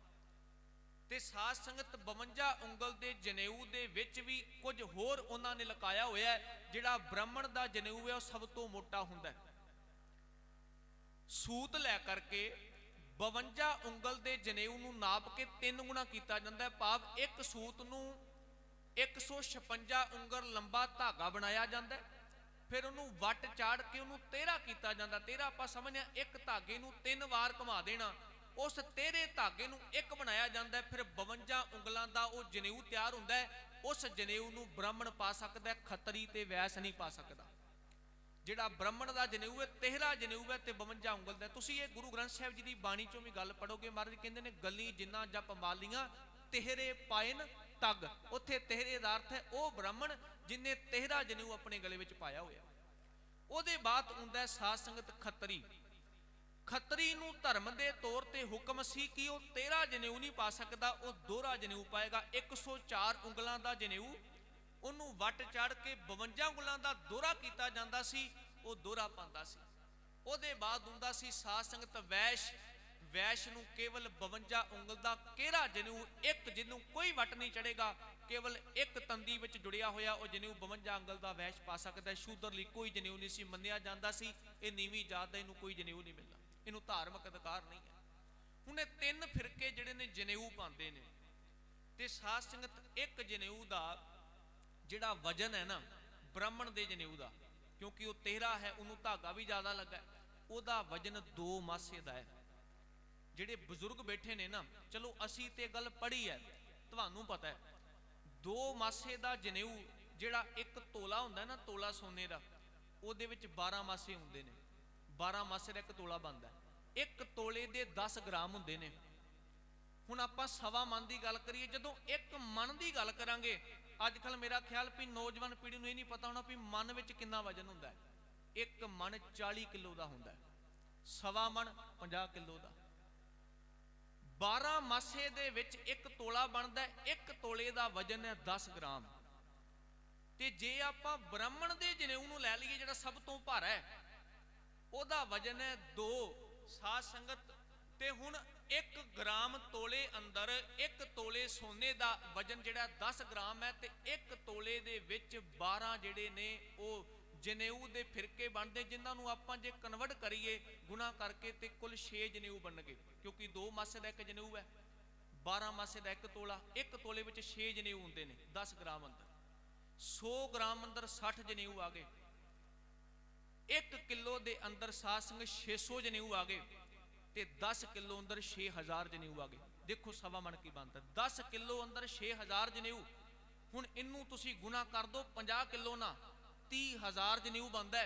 ਇਹਦਾ ਅਰਥ ਔਰੰਗਜ਼ੇਬ ਬਾਦਸ਼ਾਹ ਇੱਕ ਦਿਨ ਵਿੱਚ 30000 ਹਿੰਦੂਆਂ ਨੂੰ ਵੱਢ ਕੇ ਤੇ ਫਿਰ ਮੂੰਹ ਵਿੱਚ ਦਾਣਾ ਪਾਉਂਦਾ। ਕਿੰਨਾ ਤਗੜਾ ਪਾਪ ਹੈ। 30000 ਲੋਕਾਂ ਨੂੰ ਮੌਤ ਦੇ ਘਾਟ ਉਤਾਰਨ ਤੋਂ ਬਾਅਦ ਔਰੰਗਜ਼ੇਬ ਬਾਦਸ਼ਾਹ ਕੁਝ ਛਕਦਾ ਹੈ। ਹੁਣ ਜਿਸ ਕੌਮ ਦਾ ਇੱਕ ਦਿਨ ਵਿੱਚ 30000 ਬੰਦਾ ਵੱਢਿਆ ਜਾਂਦਾ ਹੋਵੇਗਾ, ਉਸ ਕੌਮ ਦੇ ਦਰਦ ਰੱਖਣ ਵਾਲੇ ਨੂੰ ਪੁੱਛੋ ਕੀ ਬੀਤਦੀ ਹੋਵੇਗੀ। ਤੇ ਸਾਧ ਸੰਗਤ ਜਦੋਂ ਦੁੱਖ ਆਇਆ, ਉਹ ਅੰਦਰੋਂ ਝੁਲਸ ਗਏ ਵੀ ਇਸ ਵਕਤ ਸਾਡੀ ਬਾਂਹ ਕੌਣ ਫੜੇ। ਤੇ ਸਾਧ ਸੰਗਤ ਫਿਰ ਜਿਹੜੇ ਆਗੂ ਸਨ ਹਿੰਦੂ ਧਰਮ ਦੇ, 500 ਵਿਦਵਾਨ ਪੰਡਤ ਵੱਖ-ਵੱਖ ਜਗ੍ਹਾ ਤੋਂ ਆ ਕਰਕੇ ਇਕੱਠਾ ਹੋਇਆ। ਹਿੰਦੂ ਧਰਮ ਦਾ ਇੱਕ ਬੇਸ ਸੀ ਉਸ ਵਕਤ ਕਸ਼ਮੀਰ ਦੀ ਧਰਤੀ ਦੇ ਉੱਤੇ ਉਹਨਾਂ ਦਾ ਸਭ ਤੋਂ ਪਾਕ ਪਵਿੱਤਰ ਮੰਦਰ ਹੈ ਅਮਰਨਾਥ ਦਾ ਮੰਦਰ, ਜਿੱਥੇ ਸ਼ਿਵਜੀ ਭਗਵਾਨ ਨੂੰ ਮੰਨਿਆ ਜਾਂਦਾ। ਹੁਣ ਇੱਕ ਗੱਲ ਹੋਰ ਸੋਚਿਆ ਜੇ, ਬੜੀ ਬਰੀਕੀ ਦੀ ਗੱਲ ਹੈ। ਔਰੰਗਜ਼ੇਬ ਬਾਦਸ਼ਾਹ ਨੇ ਪਹਿਲਾਂ ਸਭ ਤੋਂ ਨਿਸ਼ਾਨਾ ਕਸ਼ਮੀਰ ਦੀ ਧਰਤੀ ਤੇ ਕਿਉਂ ਰੱਖਿਆ? ਦਿੱਲੀ ਦੇ ਕੋਲ ਆਗਰੇ ਬੜੇ ਹਿੰਦੂ ਰਹਿੰਦੇ ਨੇ। ਦਿੱਲੀ ਦੇ ਪੜੋਸ ਵਿੱਚ ਮਥੁਰਾ ਹਿੰਦੂਆਂ ਦਾ ਗੜ੍ਹ ਹੈ, ਉੱਥੇ ਕਿਉਂ ਨਹੀਂ ਉਹਨੇ ਹਮਲਾ ਕੀਤਾ? ਹਰਦੁਆਰ ਸਾਰਾ ਹਿੰਦੂਆਂ ਨਾਲ ਭਰਿਆ ਪਿਆ, ਹਰਦੁਆਰ ਨਹੀਂ ਉਹ ਹਮਲਾ ਕਰਾਂਦਾ। ਸਭ ਤੋਂ ਪਹਿਲਾਂ ਹਮਲਾ ਉਹ ਕਰਾਂਦਾ ਹੈ ਕਸ਼ਮੀਰ ਦੀ ਧਰਤੀ ਤੇ। ਉਹਦਾ ਕਾਰਨ ਸੀ, ਚੇਤਾ ਰੱਖੋ, ਜੇ ਮੈਂ ਇੱਕ ਉਦਾਹਰਨ ਦੇ ਦੇਵਾਂ ਨਾ ਸਮਝਣ ਵਾਸਤੇ, ਤੇ ਗੁਰਮੁਖੋ ਜਿੱਦਾਂ ਅੱਜ ਸਾਨੂੰ ਅਕਾਲ ਤਖਤ ਪਿਆਰਾ ਹੈ ਨਾ, ਉਦਾਂ ਹਿੰਦੂਆਂ ਨੂੰ ਅਮਰਨਾਥ ਮੰਦਿਰ ਪਿਆਰਾ ਸੀ। ਜਿੱਦਾਂ ਸਾਡਾ ਕੇਂਦਰ ਅਕਾਲ ਤਖਤ ਹੈ, ਹਿੰਦੂਆਂ ਦਾ ਕੇਂਦਰ ਅਮਰਨਾਥ ਸੀ। ਅੱਜ ਸਾਡੇ ਵਾਸਤੇ ਸਤਿਕਾਰਯੋਗ ਪੰਥ ਦੀ ਹਸਤੀ ਅਕਾਲ ਤਖਤ ਦਾ ਜਥੇਦਾਰ ਹੈ। ਉਸ ਵਕਤ ਅਮਰਨਾਥ ਦਾ ਮੰਦਿਰ ਦਾ ਜਿਹੜਾ ਸਭ ਤੋਂ ਵੱਡਾ ਪੁਜਾਰੀ ਸੀ, ਉਹ ਹਿੰਦੂਆਂ ਦਾ ਸਭ ਤੋਂ ਵੱਡਾ ਆਗੂ ਹੋਇਆ ਕਰਦਾ ਸੀ। ਤੇ ਔਰੰਗਜ਼ੇਬ ਨੇ ਸੋਚ ਲਿਆ ਵੀ ਜੇ ਵੱਢਣੇ ਸ਼ੁਰੂ ਕਰ ਦਿੱਤੇ, ਭਰਿਆ ਹੀ ਹਿੰਦੁਸਤਾਨ ਹਿੰਦੂਆਂ ਨਾਲ ਪਿਆ, ਕਿੰਨੇ ਕੁ ਵੱਢਾਂਗਾ, ਬੜਾ ਸਮਾਂ ਲੱਗ ਜਾਣਾ ਹੈ। ਕਿਸੇ ਵੀ ਧਰਮ ਨੂੰ ਤੁਸੀਂ ਗੁਲਾਮ ਕਰਨਾ ਹੋਵੇ, ਉਹਦੀ ਜਨਤਾ ਤੇ ਤਸ਼ੱਦਦ ਢਾਣ ਦੀ ਲੋੜ ਹੀ ਨਹੀਂ, ਉਹਦੇ ਆਗੂ ਨੂੰ ਆਪਣੇ ਵਸ ਵਿੱਚ ਕਰ ਲਓ, ਜਨਤਾ ਮਗਰੇ ਲੱਗ ਕੇ ਆ ਜਾਵੇ। ਔਰੰਗਜ਼ੇਬ ਨੇ ਸੋਚਿਆ ਮੈਂ ਇਸ ਜਨਤਾ ਨੂੰ ਛੱਡ ਕੇ ਸਭ ਤੋਂ ਪਹਿਲਾਂ ਕਸ਼ਮੀਰ ਦੇ ਸੂਝਵਾਨ ਪੰਡਤਾਂ ਨੂੰ ਆਪਣੇ ਹੱਕ ਵਿੱਚ ਲੈ ਕੇ ਆਉਣਾ। ਜਿੱਦਣ ਇਸ ਕੌਮ ਦੇ ਆਗੂ ਮੇਰੇ ਖਿੱਤੇ ਵਿੱਚ ਆ ਕੇ ਬਹਿ ਗਏ, ਆ ਮਗਰ ਜਿੰਨੀ ਜਨਤਾ ਇਹਨਾਂ ਇੱਕਦਮ ਮੁਸਲਮਾਨ ਬਣ ਜਾਣਾ ਹੈ। ਤੇ ਸਾਧ ਸੰਗਤ ਉਹ ਵਿਦਵਾਨ ਪੰਡਤ ਬੜੇ ਸੂਝਵਾਨ ਸਨ, ਉਹਨਾਂ ਨੇ ਨੀਤੀ ਤੋਂ ਕੰਮ ਲਿਆ। ਕਹਿੰਦੇ ਨੇ ਉਸ ਵਕਤ 1 ਨਹੀਂ 2 ਨਹੀਂ 7 ਦਿਨ ਬਹਿ ਕੇ ਅਮਰਨਾਥ ਮੰਦਿਰ ਵਿੱਚ ਉਹਨਾਂ ਨੇ ਸਵੇਰੇ ਸ਼ਾਮ ਟਲ ਖੜਕਾਏ, ਭਗਤੀ ਬੰਦਗੀ ਕੀਤੀ ਕਿ ਐ ਸ਼ਿਵ ਜੀ ਭਗਵਾਨ ਸਾਡੀ ਬਾਹ ਫੜੋ, ਅਸੀਂ ਤੁਹਾਨੂੰ ਉਦੋਂ ਤੋਂ ਜਪਦੇ ਆ ਰਹੇ ਹਾਂ, ਤੁਹਾਡੇ ਸਾਰੇ ਭਗਵਾਨਾਂ ਕੋਲ ਲੰਮੇ ਲੰਮੇ ਚੌੜੇ ਚੌੜੇ ਸ਼ਸਤਰ ਨੇ, ਅੱਜ ਸਾਡੀ ਬਾਹ ਫੜੋ। ਪਰ ਮਾਫ ਕਰਿਓ ਜੇ ਮੈਂ ਨਿੰਦਿਆ ਨਹੀਂ ਕਰਦਾ, ਕੋਈ ਨਹੀਂ ਉੱਠਿਆ ਜਿਹੜਾ ਉਹਨਾਂ ਦੀ ਬਾਹ ਫੜਦਾ। 7 ਦਿਨ ਨੱਕ ਮੂੰਹ ਰਗੜਿਆ। ਫਿਰ ਸਾਧ ਸੰਗਤ ਪਤਾ ਚੱਲਿਆ, ਗੱਲ ਜਿਹਨ ਵਿੱਚ ਆਈ, ਜਿਨ੍ਹਾਂ ਦੇ ਅੱਗੇ ਬਹਿ ਬਹਿ ਕੇ ਨੱਕ ਰਗੜੇ ਨਾ ਬਾਹ ਨਹੀਂ ਫੜੀ। ਇਸ ਵਕਤ ਜੇ ਧਰਤੀ ਤੇ ਤੁਹਾਡੀ ਕੋਈ ਬਾਹ ਫੜ ਸਕਦਾ ਤੇ ਉਹ ਗੁਰੂ ਤੇਗ ਬਹਾਦਰ ਸਾਹਿਬ ਮਹਾਰਾਜ ਹੈ। ਤੇ ਸਾਧ ਸੰਗਤ ਫਿਰ ਇਹ ਪੂਰਾ ਜਥਾ ਰਵਾਨਾ ਹੁੰਦਾ ਹੈ ਕਸ਼ਮੀਰ ਦੀ ਧਰਤੀ ਤੋਂ, ਆਨੰਦਪੁਰ ਸਾਹਿਬ ਜੀ ਦੀ ਧਰਤੀ ਤੇ ਆਏ ਨੇ। ਹੁਣ ਇਸ ਹਾਲਾਤ ਨੂੰ ਗੁਰੂ ਗੋਬਿੰਦ ਸਿੰਘ ਪਾਤਸ਼ਾਹ ਮਹਾਰਾਜ ਜੀ ਦੇ 52 ਕਵੀਆਂ ਚੋਂ ਇੱਕ ਕਵੀ ਹੋਏ ਨੇ ਸੈਨਾਪਤ ਜੀ, ਉਹ ਲਿਖਦੇ ਨੇ, ਕਹਿੰਦੇ ਨੇ ਦੁਖੀ ਵਿਪਰਨ ਚੱਲ ਆਏ ਪੁਰੀ ਆਨੰਦ, ਬਾਹਾਂ ਸਾਡੀ ਪਕੜੀ ਐ ਗੁਰੂ ਹਰ ਗੋਬਿੰਦ ਕੇ ਨੰਦ। ਐ ਗੁਰੂ ਹਰਗੋਬਿੰਦ ਸਾਹਿਬ ਪਾਤਸ਼ਾਹ ਜੀ ਦੇ ਪੁੱਤਰ ਧੰਨ ਗੁਰੂ ਤੇਗ ਬਹਾਦਰ ਪਾਤਸ਼ਾਹ ਮਹਾਰਾਜ, ਅਸੀਂ ਤੇਰੇ ਦਰ ਤੇ ਫਰਿਆਦੀ ਬਣ ਕੇ ਆਏ ਆ। ਸਾਡੇ ਧਾਰਮਿਕ ਚਿੰਨ੍ਹਾਂ ਨੂੰ ਖਤਰਾ ਹੈ, ਸਾਡੇ ਧਰਮ ਨੂੰ ਖਤਰਾ ਹੈ। ਇਸ ਵਕਤ ਸਮੁੱਚੀ ਕਾਇਨਾਤ ਕੁੱਲ ਲੁਕਾਈ ਤੇ ਜੇ ਕੋਈ ਬਾਹ ਫੜ ਸਕਦਾ ਤੇ ਕੇਵਲ ਤੁਸੀਂ ਹੋ। ਅੱਜ ਸਾਡੇ ਵਿੱਚ ਦਮ ਨਹੀਂ। फिर उस गल नूं धन गुरु ग्रंथ साहिब महाराज जी की बाणी अंदर गुरु तेग बहादुर साहब जी ने दर्ज किया है। उन्हां दी पुकार सी, कहंदे ने दातिया किसे समय तंदुए ने गज नूं फड़ लिया सी, उस हाथी ने पुकार की, विष्णु भगवान ने चक्कर मार के उहदी जान छड़ाई सी। अज सानू औरंगजेब ने फड़ लिया, अज साडी जान तू ही छड़ा सकने, कृपा कर साडे विच कोई ताकत नहीं, असी बज चुके हैं, सानू बजियां होया दी बंद खलासी करा दे। फिर गुरु तेग बहादुर साहब जी ने उस बाणी दे शब्द उच्चारण कीते, तुसी शब्द पढ़ दिओ। साहब कहंदे ने बल होवा बंधन परे कशु न होते उपाय, कब कहो नानक अब ओट हारे गज ज्यों हो सहाय। फिर गुरु तेग बहादुर साहब कहंदे ने तुसी झुरो ना, जिस दर ते तुसी आयो इथों कोई कदी खाली नहीं गया। इस घर विच ते कोई दुश्मन भी आ जावे ओनू भी धक्के मार के नहीं कढ़िया जांदा। जिन्ने आ करके भावना ना झोली टड्डी है उहदी झोली विच खैर पई है, क्योंकि गुरु अमरदास साहब लिख के दे गए ने साचे साहिबा क्या नहीं घर तेरा। इस घर विच सारा कुछ ही है। ते साध संगत जदों ये बेनती करते थे ना, बालड़ी जी उमर धन गुरु गोबिंद सिंह पातशाह गोबिंद राय के स्वरूप अंदर कोल आ गए। बापू बड़ी भिजी हुई अखां दे विच आके रो रो के की पे कह रहे ने। गुरु तेग बहादुर साहब कहंदे ने पुत्र इन्हां दे धर्म ते आ बनी है, अज इन्हां दी बांह फड़न वाला कोई नहीं, ये गुरु नानक दे घर दा आसरा तकन आए ने। अगला सवाल किया पिता जी फिर इन्हां दे धर्म नूं बचाया किदां जा सकदा है। गुरु तेग बहादुर साहब कहंदे ने जे कोई इन्हां दी जिम्मेदारी चुक ले ते फिर ये बच सकते हैं। जिम्मेदारी चुकण विच की होवेगा? अगला उत्तर सी पुत्र जिहड़ा जिम्मेदारी चुकेगा उन्होंने सीस देना पैना, वो शहीद होवेगा। ते साध संगत फिर गुरु गोबिंद सिंह पातशाह महाराज जी ने कहा फिर तुहाडे तो वड्डा जिम्मेदार कौन है? तुहाडे तो वड्डा इस वक्त रहबर कौन है जिहड़ा इन्हां दी बांह फड़ सके? इतिहास कहंदा है गुरु तेग बहादुर साहब बंसावली नामा अखां बंद कर लईआं, एक गल कही पुत्र तेरी उम्र छोटी है, जे मैं चलिया गया मगरों जिम्मेदारी वध जानी है। ते अगला बचन गुरु गोबिंद सिंह पातशाह जी ने कहा कहंदे ने दातिया कोई गल नहीं, जिस रब नाल आपां जुड़े हां वो साडीआं जिम्मेदारियां नूं आप सांभेगा। ते ओ बचनां नूं फिर विद्वानां ने कोट कीता है। गुरु गोबिंद सिंह कहंदे ने जब दांत ना थे तब दूध दियो, अब दांत दिए के अन्न ना दे है। कहंदे ने बापू जिदन इस मुंह विच दंद नहीं सन रब नूं उदन भी फिक्र सी, उन्हें मां दे शरीर विच दुध पैदा कर दिता सी, वो दुध चुंक के मैं वड्डा होया। फिर देख जदों मालिक ने दंद दे दिते कि हुण खाण नूं अन्न ना देवेगा देवेगा। जिस मां दे उदर विच रह के मां दे उदर विच बच्चे दी रब ने रखिया कीती, अब तो भए 9 साल के अब ना होए सहाय, हुण ते मैं 9 साल दा हो गया कि हुण मेरी रखिया नहीं करेगा। ते साध संगत गुरु तेग बहादुर साहब प्रसन्न हो गए। एक गल कहंदे ने पंडितां नूं कृपा राम दत्त जी हुण तुसीं झुरना नहीं, सिर्फ एक चिट्ठी साडी पहुंचा दिओ दिल्ली दे बादशाह तक। चिट्ठी दे लफ्ज लिख दिओ जे कि औरंगजेब बादशाह कल्ले कल्ले नूं मारेगा, समा बड़ा लग जाना है। एक काम कर, असी अपनी बांह अपनी जिम्मेदारी गुरु तेग बहादुर साहब नूं दित्ती है, तू केवल गुरु तेग बहादुर साहब नूं झुका लै, तैनूं वड्डण दी लोड़ नहीं, असी सारे ही मुसलमान बन जावांगे। ते साध संगत हुण मैं एक गल कहां, किन्ना वड्डा भरोसा सी उन्हां लोकां नूं धन गुरु तेग बहादुर साहब ते। ये नहीं कहा भी मालक जी तुहाडा की पता तुसीं जाके मुकर जाओ, क्योंकि अजकल हुंदा है ना, अजकल धर्म के जिहड़े वड्डे आगू ने सामने कुछ कहणगे फिर कमरियां विच बह के फैसले बदल लैंदे ने लिफाफिਆਂ ਨੂੰ ਵੇਖ के, माफ करे अज ये समा ਉਹ नहीं सी। किन्ना वड्डा भरोसा, जिन्ना भरोसा उन्हां पंडितां ने हिंदू धर्म के पंडितां ने गुरु नानक दी सिੱਖੀ दे घर दे स्वरूप जगदी जोत गुरु तेग बहादुर साहब ते कीता। मैनूं बख्श लिओ जे किते ना किते सिੱਖ नूं भी अज उन्हां भरोसा अपने गुरु ते नहीं रह गया जिन्ना उन्होंने कीता। कोई तर्क नहीं, कोई क्वेश्चन नहीं, कह दिता 7 वचन। ते साध संगत फिर उस वक्त गुरु तेग बहादुर साहब कहंदे ने एक गल चेता रखियो, तुहाडी जिम्मेदारी असी लई है, ये ना होवे तुहाडी जिम्मेदारी असी लै लईए ते तुसीं मगरों बदल जाओ। हुण भरोसा रखियो जे ਅਸੀਂ ਤੁਹਾਡੀ ਬਾਹ ਫੜ ਲਈ ਹੈ, ਬਾਹ ਫੜ ਜ਼ਰੂਰ ਲਈ ਹੈ। ਹੁਣ ਗੁਰੂ ਤੇਗ ਬਹਾਦਰ ਦਾ ਸਿਰ ਤੇ ਲੈ ਸਕਦਾ ਪਰ ਤੁਹਾਡੀ ਬਾਹ ਕਦੀ ਨਹੀਂ ਛੱਡਾਂਗਾ। ਤੇ ਸਾਧ ਸੰਗਤ ਫਿਰ ਵਿਦਵਾਨਾਂ ਦੇ ਬਚਨ ਤੁਸੀਂ ਪੜ੍ਹਦੇ ਹੋ।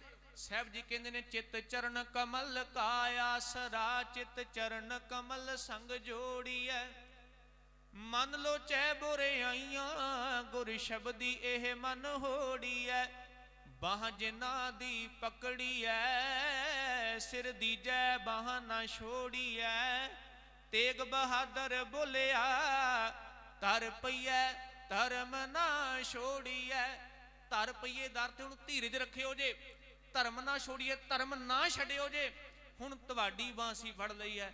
ਤੇ ਸਾਧ ਸੰਗਤ ਧੰਨ ਗੁਰੂ ਤੇਗ ਬਹਾਦਰ ਪਾਤਸ਼ਾਹ ਮਹਾਰਾਜ ਆਨੰਦਪੁਰ ਦੀ ਧਰਤੀ ਤੋਂ ਤਰੀਕ ਉਲੀਕੀ ਗਈ, ਸਮੁੱਚੀ ਸੰਗਤ ਨਾਲ ਮੇਲ ਕੀਤਾ ਤੇ ਆਪਣੇ ਨਾਲ ਅਜ਼ੀਜ਼ ਪਿਆਰੇ ਸਿੱਖ ਲਏ ਤੇ ਆਨੰਦਪੁਰ ਦੀ ਧਰਤੀ ਤੋਂ ਚਾਲੇ ਪਾ ਦਿੱਤੇ ਨੇ ਸਾਧ ਸੰਗਤ ਦਿੱਲੀ ਤਖਤ ਵਾਲੇ ਪਾਸੇ ਨੂੰ।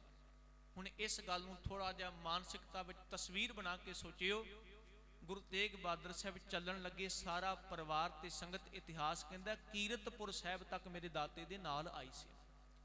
ਕੀਰਤਪੁਰ ਸਾਹਿਬ ਦੀ ਧਰਤੀ ਤੇ ਜਦੋਂ ਵਿਦਾਈ ਹੋਣ ਲੱਗੀ ਨਾ, ਤੇ ਗੁਰੂ ਤੇਗ ਬਹਾਦਰ ਸਾਹਿਬ ਮਹਾਰਾਜ ਜੀ ਦੀ ਮਾਤਾ, ਬਜ਼ੁਰਗ ਮਾਤਾ, ਸਤਿਕਾਰਯੋਗ ਮਾਤਾ ਨਾਨਕੀ ਜੀ, ਮਾਤਾ ਨਾਨਕੀ ਜੀ ਅੱਖਾਂ ਵਿੱਚ ਹੰਝੂ ਲੈ ਆਏ ਬੈਰਾਗ ਦੇ। ਤੇ ਸਾਧ ਸੰਗਤ ਇੱਕ ਗੱਲ ਕਹੀ, ਪੁੱਤਰ ਹੋ ਤੁਸੀਂ ਗੁਰੂ, ਪਰ ਇੱਕ ਮਾਂ ਤੇ ਪੁੱਤ ਦਾ ਰਿਸ਼ਤਾ ਬੜਾ ਨਿਆਰਾ ਹੈ। ਮੈਂ ਤੁਹਾਡੇ ਕੋਲ ਇੱਕ ਬੇਨਤੀ ਕਰਨੀ ਆ, ਜਿਹੜਾ ਸੀਸ ਮੈਂ ਤੁਹਾਡਾ ਹੁਣ ਦੇਖ ਰਹੀ ਹਾਂ ਨਾ, ਚਿਹਰਾ ਦੇਖਣੀ ਆ, ਮੇਰੇ ਮਨ ਵਿੱਚ ਆਸ ਹੈ ਕਿ ਇਸ ਚਿਹਰੇ ਨੂੰ ਮੈਂ ਫਿਰ ਦੁਬਾਰਾ ਵੇਖਾਂ। ਹੁਣ ਦੇਖੋ, ਇੱਕ ਮਾਂ ਦਾ ਬਚਨ ਹੈ, ਭਾਵਨਾ ਨਾ ਸਮਝਿਓ ਜੇ ਕਿਉਂ ਸੀਸ ਦਿੱਲੀ ਦੀ ਧਰਤੀ ਤੋਂ ਵਾਪਸ ਆਨੰਦਪੁਰ ਸਾਹਿਬ ਆਇਆ। ਜੇ ਧੜ ਦਾ ਸੰਸਕਾਰ ਹੋ ਸਕਦਾ ਤੇ ਸੀਸ ਦਾ ਵੀ ਹੋ ਸਕਦਾ ਸੀ, ਪਰ ਗੁਰੂ ਸਾਹਿਬ ਜੀ ਨੇ ਉੱਥੇ ਕਿਹਾ, ਮਾਂ ਤੁਹਾਡੇ ਨਾਲ ਵਾਅਦਾ ਰਿਹਾ, ਮੇਰਾ ਧੜ ਆਏ ਨਾ ਆਏ, ਮੇਰਾ ਸੀਸ ਜ਼ਰੂਰ ਵਾਪਸ ਆਏਗਾ। ਤੇ ਸਾਧ ਸੰਗਤ ਉਸੇ ਵਕਤ ਫਿਰ ਪਾਤਸ਼ਾਹ ਜੀ ਨੇ ਜ਼ਿੰਮੇਵਾਰੀ ਵੀ ਦਿੱਤੀ ਭਾਈ ਜੇਤੇ ਨੂੰ। ਮੁੱਕਦੀ ਗੱਲ, ਪਾਤਸ਼ਾਹ ਗੁਰੂ ਤੇਗ ਬਹਾਦਰ ਸਾਹਿਬ ਮਹਾਰਾਜ ਜੀ ਆਨੰਦਪੁਰ ਸਾਹਿਬ ਜੀ ਦੀ ਧਰਤੀ ਤੋਂ ਚਾਲੇ ਪਾ ਕਰਕੇ ਤੁਰ ਪਏ। ਪਹਿਲਾਂ ਦਿੱਲੀ ਨਹੀਂ ਗਏ, ਪਹਿਲਾਂ ਆਗਰੇ ਦੀ ਧਰਤੀ ਤੇ ਪਹੁੰਚੇ। ਦਿੱਲੀ ਤੋਂ ਤਕਰੀਬਨ 220 ਕਿਲੋਮੀਟਰ ਦੂਰ। ਕਈਆਂ ਦਾ ਭਲਾ ਕੀਤਾ, ਕਈਆਂ ਦੀਆਂ ਆਸਾਂ ਨੂੰ ਫਲ ਲਾਏ। ਫਿਰ ਸਾਧ ਸੰਗਤ ਪਹੁੰਚੇ ਨੇ। ਮੁੱਕਦੀ ਮੁਕਾਂਦੀ ਗੱਲ, ਆਪਣੀ ਗ੍ਰਿਫਤਾਰੀ ਦਾ ਸਵਾਂਗ ਆਪ ਰਚਿਆ, ਆਪ ਛਾਪ ਦੇ ਕਰਕੇ, ਦੁਸ਼ਾਲਾ ਦੇ ਕਰਕੇ ਖਬਰ ਪਹੁੰਚਾਈ ਕਿ ਜਿਸ ਗੁਰੂ ਤੇਗ ਬਹਾਦਰ ਸਾਹਿਬ ਜੀ ਦੀ ਚਿੱਠੀ ਮਿਲੀ ਸੀ ਉਹ ਤੁਹਾਡੇ ਲਾਗੇ ਆ ਗਿਆ, ਗ੍ਰਿਫਤਾਰ ਕਰ ਲਓ। ਜਦੋਂ ਸਾਧ ਸੰਗਤ ਉਹ ਦੁਸ਼ਾਲਾ ਤੇ ਉਹ ਕੀਮਤੀ ਛਾਪ ਦੇਖੀ, ਅਹਿਲਕਾਰਾਂ ਨੇ ਉਸੇ ਵਕਤ ਗੁਰੂ ਤੇਗ ਬਹਾਦਰ ਸਾਹਿਬ ਜੀ ਨੂੰ ਸਿੱਖਾਂ ਸਮੇਤ ਕੈਦ ਕੀਤਾ।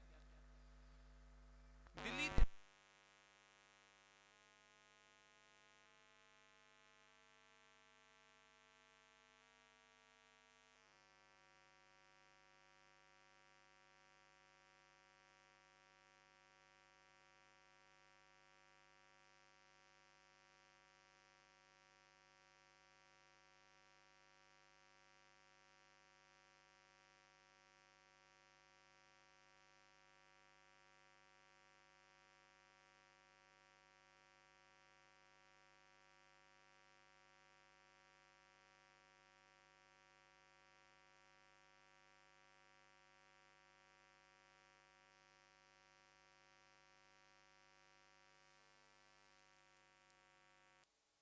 ਕਰਕੇ ਲਿਆਇਆ। ਅਬਦੁਲ ਵਾਹਬ ਕਾਜੀ ਹੈ ਜਿਹੜਾ ਸਵਾਲ ਜਵਾਬ ਕਰਦਾ ਹੈ। ਸਵਾਲ ਇਹ ਸੀ ਕਿ ਗੁਰੂ ਤੇਗ ਬਹਾਦਰ ਸਾਹਿਬ, ਤੁਸੀਂ ਜਿਨ੍ਹਾਂ ਦੀ ਜ਼ਿੰਮੇਵਾਰੀ ਚੁੱਕ ਕੇ ਬੈਠੇ ਹੋ, ਸਾਡਾ ਸੁਲਤਾਨ ਰੱਜਦਾ ਨਹੀਂ ਇਹਨਾਂ ਦੇ ਉੱਤੇ। ਉਹ ਕਹਿੰਦਾ ਮੈਂ ਮੁਸਲਮਾਨ ਬਣਾ ਦੇਣਾ। ਤੁਸੀਂ ਜ਼ਿੰਮੇਵਾਰੀ ਤਾਂ ਚੁੱਕ ਲਈ, ਪਰ ਤੁਹਾਨੂੰ ਪਤਾ ਇਹਦਾ ਹਸ਼ਰ ਕੀ ਹੈ। ਗੁਰੂ ਤੇਗ ਬਹਾਦਰ ਸਾਹਿਬ ਕਹਿੰਦੇ ਨੇ, ਸਾਨੂੰ ਡਰਾ ਨਾ, ਸਾਨੂੰ ਸਮਝਾ ਨਾ। ਇਹ ਗੱਲਾਂ ਸਾਨੂੰ ਉਦੋਂ ਹੀ ਪਤਾ ਸਨ ਜਦੋਂ ਅਸੀਂ ਆਨੰਦਪੁਰ ਦੀ ਧਰਤੀ ਤੋਂ ਚੱਲੇ ਸਾਂ। ਤੇ ਸਾਧ ਸੰਗਤ ਫਿਰ ਕਾਜ਼ੀ ਨੇ ਮਨਾਉਣ ਦੇ ਤਰੀਕੇ ਬੜੇ ਕੀਤੇ। ਇੱਥੋਂ ਤੱਕ ਕਿਹਾ ਜਾਂਦਾ ਵੀ ਭੂਤੀਆ ਹਵੇਲੀ ਵਿੱਚ ਵੀ ਰੱਖਿਆ ਗਿਆ ਕਿ ਮਾਰਨ ਨੂੰ ਡਰਾਵਾਂਗਾ। ਹੁਣ ਮਾਰਨ ਨੂੰ ਡਰਾਉਣ ਵਾਲਾ ਕਿਹੜਾ ਜੀ? ਉਹ ਤੇ ਸਾਰਿਆਂ ਤੋਂ ਭੈ ਮੁਕਤ ਨੇ, ਨਿਰਭਉ ਨੇ। ਸਾਰੇ ਤਰੀਕੇ ਦੇ ਤਸ਼ੱਦਦ ਕਰਕੇ ਵੇਖੇ ਗਏ, ਧੰਨ ਗੁਰੂ ਤੇਗ ਬਹਾਦਰ ਸਾਹਿਬ ਜੀ ਝੁਕੇ ਨਹੀਂ, ਉਹਨਾਂ ਦੇ ਸਿੱਖ ਝੁਕੇ ਨਹੀਂ। ਅਗਲਾ ਸਮਾਂ ਆਇਆ, ਅਬਦੁਲ ਵਾਹਬ ਨੇ ਸੋਚਿਆ ਕਿ ਗੁਰੂ ਤੇਗ ਬਹਾਦਰ ਸਾਹਿਬ ਜੀ ਨੂੰ ਝੁਕਾਉਣ ਵਾਸਤੇ ਕੁਝ ਡਰਾਉਣਾ ਪਵੇਗਾ। ਤੇ ਸਾਧ ਸੰਗਤ ਡਰਾਉਣ ਵਾਸਤੇ ਤਰੀਕਾ ਵਰਤਦਾ ਵੀ ਜਿਹੜੇ ਗੁਰੂ ਦੇ ਸਿੱਖ ਨੇ ਨਾ, ਇਹਨਾਂ ਨੂੰ ਗੁਰੂ ਦੇ ਸਾਹਮਣੇ ਮੈਂ ਮਾਰਾਂਗਾ ਜਦੋਂ ਆਪਣੇ ਸਿੱਖਾਂ ਦੀ ਚੀਕਾਂ ਸੁਣੇਗਾ ਫਿਰ ਇਹਦਾ ਅੰਦਰ ਜ਼ਰੂਰ ਤੜਫੇਗਾ, ਹੋ ਸਕਦਾ ਸਾਡੀ ਗੱਲ ਕਬੂਲ ਲਵੇ। ਤੇ ਸਾਧ ਸੰਗਤ ਇਤਿਹਾਸ ਕਹਿੰਦਾ ਭਾਈ ਮਤੀ ਦਾਸ ਬਜ਼ੁਰਗ ਨੇ, ਚਿੱਟਾ ਦਾੜਾ ਹੈ, ਉਹਨਾਂ ਨੂੰ ਪੇਸ਼ ਕੀਤਾ ਜਾਂਦਾ ਹੈ। ਤੇ ਭਾਈ ਮਤੀ ਦਾਸ ਨੂੰ ਅਬਦੁਲ ਵਾਹਬ ਕਾਜੀ ਇੱਕ ਗੱਲ ਕਹਿੰਦਾ ਹੈ ਮਤੀ ਦਾਸ ਸਾਡਾ ਸੁਲਤਾਨ ਤੇਰੇ ਤੇ ਬਹੁਤ ਖੁਸ਼ ਹੈ, ਉਹ ਤੇਰੇ ਤੇ ਬੜਾ ਰੀਝਿਆ ਹੋਇਆ ਹੈ, ਪਰ ਸੱਜਣਾ ਦੇਖ ਉਹ ਕਹਿੰਦਾ ਸੀ ਜੇ ਮਤੀ ਦਾਸ ਸਾਡੀ ਗੱਲ ਮੰਨ ਲਵੇ ਇਹਨੂੰ ਅਸੀਂ ਨਵਾਬੀ ਦੇ ਦੇਵਾਂਗੇ, ਦੌਲਤ ਵੀ ਦੇਵਾਂਗੇ, ਚਾਕਰ ਵੀ ਦਾਂਗੇ, ਇਹਦੀ ਬਜ਼ੁਰਗੀ ਦੇ ਦਿਨ ਸੋਹਣੇ ਕੱਟੇ ਜਾਣਗੇ। ਤੇ ਸਾਧ ਸੰਗਤ ਮਤੀ ਦਾਸ ਜੀ ਕਹਿੰਦੇ ਨੇ ਤੇਰਾ ਸੁਲਤਾਨ ਔਰੰਗਜ਼ੇਬ ਮੇਰੇ ਤੇ ਇੰਨਾ ਰੀਝਿਆ ਕਿਉਂ ਹੈ, ਕੀ ਕਾਰਨ ਹੈ? ਅਬਦੁਲ ਵਾਹਬ ਕਹਿੰਦਾ ਬਸ ਇੱਕ ਗੱਲ ਆਪਣੀ ਜ਼ਬਾਨ ਤੋਂ ਤੂੰ ਗੁਰੂ ਤੇਗ ਬਹਾਦਰ ਸਾਹਿਬ ਨੂੰ ਕਹਿ ਦੇ। ਕਹਿੰਦੇ ਨੇ ਕੀ ਗੱਲ ਹੈ? ਤੇ ਕਾਜੀ ਦਾ ਜਵਾਬ ਸੀ ਤੂੰ ਇੱਕ ਗੱਲ ਕਹਿ ਦੇ ਕਿ ਗੁਰੂ ਤੇਗ ਬਹਾਦਰ ਸਾਹਿਬ ਮੈਂ ਤੇਰਾ ਸਿੱਖ ਨਹੀਂ, ਆਹ ਗੱਲ ਕਹਿ ਦੇ। ਤੇ ਸਾਧ ਸੰਗਤ ਉਸੇ ਵਕਤ ਮਤੀ ਦਾਸ ਕਹਿੰਦਾ ਅਬਦੁਲ ਵਾਹਬ ਜਵਾਨ ਨੂੰ ਲਗਾਮ ਦੇ, ਇਹ ਜਵਾਨ ਕੱਟੀ ਜਾ ਸਕਦੀ ਹੈ, ਇਹ ਤਨ ਚੀਰਿਆ ਜਾ ਸਕਦਾ ਹੈ, ਪਰ ਇਸ ਜਵਾਨ ਚੋਂ ਕਦੀ ਇਹ ਆਵਾਜ਼ ਨਹੀਂ ਨਿਕਲੇਗੀ ਕਿ ਮੈਂ ਤੇਰਾ ਸਿੱਖ ਨਹੀਂਗਾ। ਤੇ ਸਾਧ ਸੰਗਤ ਉਹ ਕਹਿੰਦਾ ਹੱਦ ਹੋ ਗਈ, ਤੈਨੂੰ ਰਾਜ ਦਿੰਦੇ ਆ, ਧਨ ਦੌਲਤ ਦਿੰਦੇ ਆ, ਤੈਨੂੰ ਗੁਰੂ ਦੀ ਸੇਵਾ ਵਿੱਚ ਕੀ ਪਿਆ ਮਿਲਦਾ ਜਿਹੜਾ ਤੈਨੂੰ ਧਨ ਦੌਲਤ ਵਿੱਚੋਂ ਲੱਭਦਾ ਨਹੀਂ। ਤੇ ਸਾਧ ਸੰਗਤ ਫਿਰ ਮਤੀ ਦਾਸ ਕਹਿੰਦਾ ਤੈਨੂੰ ਇੱਕ ਗੱਲ ਦੱਸਾਂ, ਮੇਰੇ ਗੁਰੂ ਬਾਬੇ ਦੀ ਬਾਣੀ ਕਹਿੰਦੀ ਹੈ ਜਿਹੜਾ ਸੁੱਖ ਮੇਰੇ ਗੁਰੂ ਦੀ ਸੇਵਾ ਵਿੱਚ ਹੈ ਉਹ ਸਿੱਖ ਤੇਰੀਆਂ ਬਾਦਸ਼ਾਹੀਆਂ ਵਿੱਚ ਵੀ ਨਹੀਂਗਾ। ਤੇ ਸਾਧ ਸੰਗਤ ਬਾਣੀ ਦੇ ਸ਼ਬਦ ਨੇ, ਪਾਤਸ਼ਾਹ ਕਹਿੰਦੇ ਨੇ ਹਮਰੋ ਧਨ ਮਾਦੋ ਧਰਣੀ ਤਰ, ਇਹ ਸਾਰ ਧਨ ਕਹੀਐ, ਜੋ ਸੁਖ ਪ੍ਰਭ ਗੋਬਿੰਦ ਕੀ ਸੇਵਾ, ਸੋ ਸੁਖ ਰਾਜ ਨਾ ਲਹੀਐ। ਸਾਧ ਸੰਗਤ ਜਦੋਂ ਦੇਖਿਆ ਮਤੀ ਦਾਸ ਅਡੋਲ ਹੈ, ਇਹ ਡੋਲਦਾ ਨਹੀਂ, ਤੇ ਉਸ ਵਕਤ ਸ਼ਰ੍ਹਾ ਮੁਤਾਬਕ ਇਹਨਾਂ ਨੂੰ ਸਜ਼ਾ ਦਿੱਤੀ ਜਾਂਦੀ ਹੈ। ਸਾਧ ਸੰਗਤ ਸਜ਼ਾ ਮੁਕਰਰ ਕੀਤੀ ਗਈ ਕਿ ਮਤੀ ਦਾਸ ਨੂੰ ਆਰੇ ਦੇ ਨਾਲ ਚੀਰ ਦਿੱਤਾ ਜਾਏ। ਗੁਰਮੁਖੋ ਇਹ ਗੱਲ ਮੈਂ ਤੁਹਾਨੂੰ 1 ਮਿੰਟ ਵਿੱਚ ਕਹਿ ਜਾਵਾਂਗਾ, ਤੁਸੀਂ ਸੁਣ ਲਓਗੇ, ਪਰ ਕਿਤੇ ਭਾਵਨਾ ਨਾ ਸਮਝ ਆ ਜੇ। ਸਿਰ ਉੱਤੇ ਆਰਾ ਚੱਲਣਾ ਕੋਈ ਸੌਖੀ ਗੱਲ ਨਹੀਂ। ਪੱਠੇ ਵੱਢਦਿਆਂ ਜਾਂ ਕੰਮ ਕਰ ਕਰਦਿਆਂ ਨਿੱਕੀ ਜੀ ਦਾਤਰੀ ਦਾ ਫੱਟ ਵੱਜ ਜਾਵੇ ਨਾ, ਬੰਦੇ ਦੀ ਚੀਕ ਨਿਕਲ ਜਾਂਦੀ ਹੈ। ਤੇ ਸਾਧ ਸੰਗਤ ਪਰ ਉਹ ਸੰਤੋਖੀ ਸਿੱਖ ਭਾਈ ਮਤੀ ਦਾਸ ਜਦੋਂ ਆਰਾ ਚੱਲਣ ਲੱਗਾ, ਇਤਿਹਾਸ ਕਹਿੰਦਾ ਭਾਈ ਮਤੀ ਦਾਸ ਨੇ ਕਿਹਾ ਅਬਦੁਲ ਵਾਹਬ ਕਾਜ਼ੀ ਤੈਨੂੰ ਮੈਂ ਇੱਕ ਗੱਲ ਕਹਾਂ, ਜਦੋਂ ਆਰਾ ਚਲਾਣਾ ਨਾ ਮੇਰੇ ਸੀਸ ਉੱਤੇ ਤੇ ਚੇਤਾ ਰੱਖ ਆਰਾ ਬਿਲਕੁਲ ਸਿੱਧਾ ਚੱਲਣਾ ਚਾਹੀਦਾ, ਇਹ ਨਾ ਹੋਵੇ ਸ਼ੁਰੂ ਤੁਸੀਂ ਸਿਰ ਵਾਲੇ ਬੰਨੋਂ ਕਰੋ ਤੇ ਵਿੱਚ ਵਿਚਾਲੇ ਜਾ ਕੇ ਤੁਹਾਡਾ ਆਰਾ ਟੇਢਾ ਹੋ ਜਾਵੇ ਤੇ ਦਫਾੜ ਸਿੱਧੇ ਨਾ ਹੋ ਪਣ। ਹੁਣ ਦੇਖੋ ਸਿੱਖ ਦੀ ਗੱਲ। ਤੇ ਸਾਧ ਸੰਗਤ ਉਹ ਕਾਜ਼ੀ ਹੱਸ ਪਿਆ, ਕਹਿੰਦਾ ਹੱਦ ਹੋ ਗਈ, ਤੁਸੀਂ ਤੇ ਸ਼ਹੀਦ ਹੀ ਹੋਣਾ, ਤੁਸੀਂ ਤੇ ਖਤਮ ਹੀ ਹੋਣਾ, ਫਿਰ ਆਰਾ ਸਿੱਧਾ ਚੱਲੇ ਕਿ ਟੇਢਾ ਤੁਹਾਨੂੰ ਕੀ ਲੱਗਦਾ? ਮਤੀ ਦਾਸ ਜੀ ਦੇ ਬੋਲ ਸਨ, ਕਹਿੰਦੇ ਨੇ ਤੈਨੂੰ ਨਹੀਂ ਪਤਾ, ਬੜਾ ਵੱਡਾ ਫਰਕ ਪੈ ਜਾਣਾ ਹੈ। ਮਤੀ ਦਾਸ ਜੀ ਕਹਿੰਦੇ ਨੇ ਦੇਖ ਸੱਜਣਾ, ਤੁਸੀਂ ਅਨਾਉਂਸ ਕੀਤਾ ਕਿ ਗੁਰੂ ਤੇਗ ਬਹਾਦਰ ਦੇ ਸਿੱਖ ਨੂੰ ਆਰੇ ਨਾਲ ਚੀਰ ਕੇ ਤੇ ਉਹਦੇ ਸਰੀਰ ਦੇ ਦੋਨੋਂ ਟੁਕੜਿਆਂ ਨੂੰ ਚਰਸਤੇ ਵਿੱਚ ਲਟਕਾਇਆ ਜਾਣਾ ਤਾਂ ਕਿ ਲੋਕਾਂ ਨੂੰ ਪਤਾ ਲੱਗ ਸਕੇ ਹਕੂਮਤ ਦੀ ਗੱਲ ਨਾ ਮੰਨਣ ਦਾ ਕਿੰਨਾ ਵੱਡਾ ਇਹਨਾਂ ਨੂੰ ਹਰਜ਼ਾਨਾ ਭੁਗਤਣਾ ਪੈਂਦਾ ਹੈ। ਤੇ ਦੇਖੋ ਜਦੋਂ ਤੁਸੀਂ ਮੇਰੇ ਦੋਨੋਂ ਤਨ ਦੇ ਟੁਕੜਿਆਂ ਨੂੰ ਲਟਕਾਓਗੇ, ਜੇ ਤੁਹਾਡੇ ਆਰਾ ਚਲਾਉਣ ਵਾਲਿਆਂ ਨੇ, ਜਲਾਦਾਂ ਨੇ ਆਰਾ ਟੇਢਾ ਕਰ ਦਿੱਤਾ, ਹੋ ਸਕਦਾ ਮੇਰਾ ਇੱਕ ਟੁਕੜਾ ਸਿੱਧਾ ਦੂਜਾ ਟੇਢਾ ਕੱਟ ਕਿਤੇ ਜਦੋਂ ਤੁਸੀਂ ਚਰਸਤੇ ਤੇ ਕੱਟੋਗੇ, ਮੈਂ ਨਹੀਂ ਚਾਹੁੰਦਾ ਕੋਈ ਬੰਦਾ ਉਂਗਲ ਚੁੱਕ ਕੇ ਇਹ ਕਹਿ ਦੇ ਗੁਰੂ ਤੇਗ ਬਹਾਦਰ ਦੇ ਸਿੱਖ ਦੇ ਸੀਸ ਤੇ ਆਰਾ ਚੱਲਣ ਲੱਗਾ ਤੇ ਉਹ ਕੰਬ ਗਿਆ ਤੇ ਆਰਾ ਟੇਢਾ ਹੋ ਗਿਆ। ਸਾਧ ਸੰਗਤ ਜਦੋਂ ਇਹ ਗੱਲ ਸੁਣੀ ਕਾਜੀ ਦਾ ਮੂੰਹ ਟੱਡਿਆ ਰਹਿ ਗਿਆ। ਮੈਂ ਜਿਨ੍ਹਾਂ ਨੂੰ ਡਰਾ ਕੇ ਝਕਾ ਕੇ ਈਨ ਬਣਾਉਣਾ ਚਾਹੁੰਦਾ ਉਹ ਤੇ ਮੌਤ ਨਾਲ ਮਖੌਲ ਪਏ ਕਰਦੇ ਨੇ। ਸਾਧ ਸੰਗਤ ਸਾਹਮਣੇ ਧੰਨ ਗੁਰੂ ਤੇਗ ਬਹਾਦਰ ਸਾਹਿਬ ਜੀ ਨੂੰ ਪਿੰਜਰੇ ਵਿੱਚ ਕੈਦ ਕੀਤਾ ਗਿਆ। ਇਹ ਬੜੀ ਨਮੋਸ਼ੀ ਦੀ ਗੱਲ ਹੈ।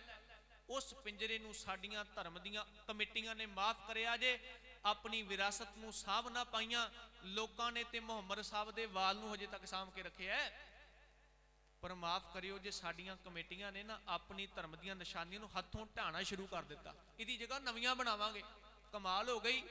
ਉਹ ਤੁਹਾਡੇ ਬਜ਼ੁਰਗਾਂ ਦਾ ਇਤਿਹਾਸ ਉਹਨੂੰ ਸਾਂਭ ਕੇ ਰੱਖੋ ਜਿਸ ਪਿੰਜਰੇ ਵਿੱਚ ਗੁਰੂ ਤੇਗ ਬਹਾਦਰ ਸਾਹਿਬ ਜੀ ਕਈ ਦਿਨ ਖਲੋਤੇ ਰਹੇ। ਮਾਫ ਕਰਿਓ ਜੀ ਉਹਨੂੰ ਕਬਾੜ ਦੇ ਪਾਲ ਤੋਲ ਕੇ ਵੇਚ ਦਿੱਤਾ ਸੀ। ਉਹ ਅੱਜ ਸਾਡੇ ਕੋਲ ਨਹੀਂ। ਅੱਜ ਤੁਸੀਂ ਸ਼ੀਸ਼ਗੰਜ ਜਾਓ ਤੁਹਾਨੂੰ ਨਹੀਂ ਲੱਭੇਗਾ। ਕਿਉਂ ਲੱਭੇਗਾ ਭਾਈ? ਉਹਨਾਂ ਵੇਚ ਦਿੱਤਾ। ਕਿੱਥੋਂ ਤੱਕ ਸੀ ਗਿਰ ਗਏ।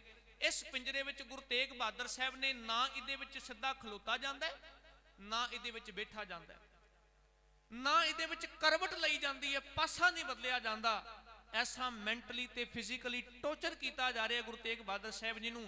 इतिहास कहता है जदों भाई मती दास दे सिर उत्ते आरा चलन लगा, गुरु तेग बहादुर साहब पातशाह जी ने अपने हत्थ तां करके ना अपने सिर विचों कंगा कढ़िया। कंगा पहला भी सी, गुरु गोबिंद सिंह जी ने लाजमी कर दिता। कंगा कढ़िया ते कंगा कढ़ के दूजी हत्थ दी उंगल नूं कंगे दे दंदियां ते घुमाया। इदार सी मती दास, कंगा लकड़ दा है, इदा मुल कोई नहीं गा, 1 पैसे दा कंगा मिल जाता है। पर देख जिदन कंगे ने अपने आप नूं चरवाया, ये बंदे दे सिर उत्ते बह गया।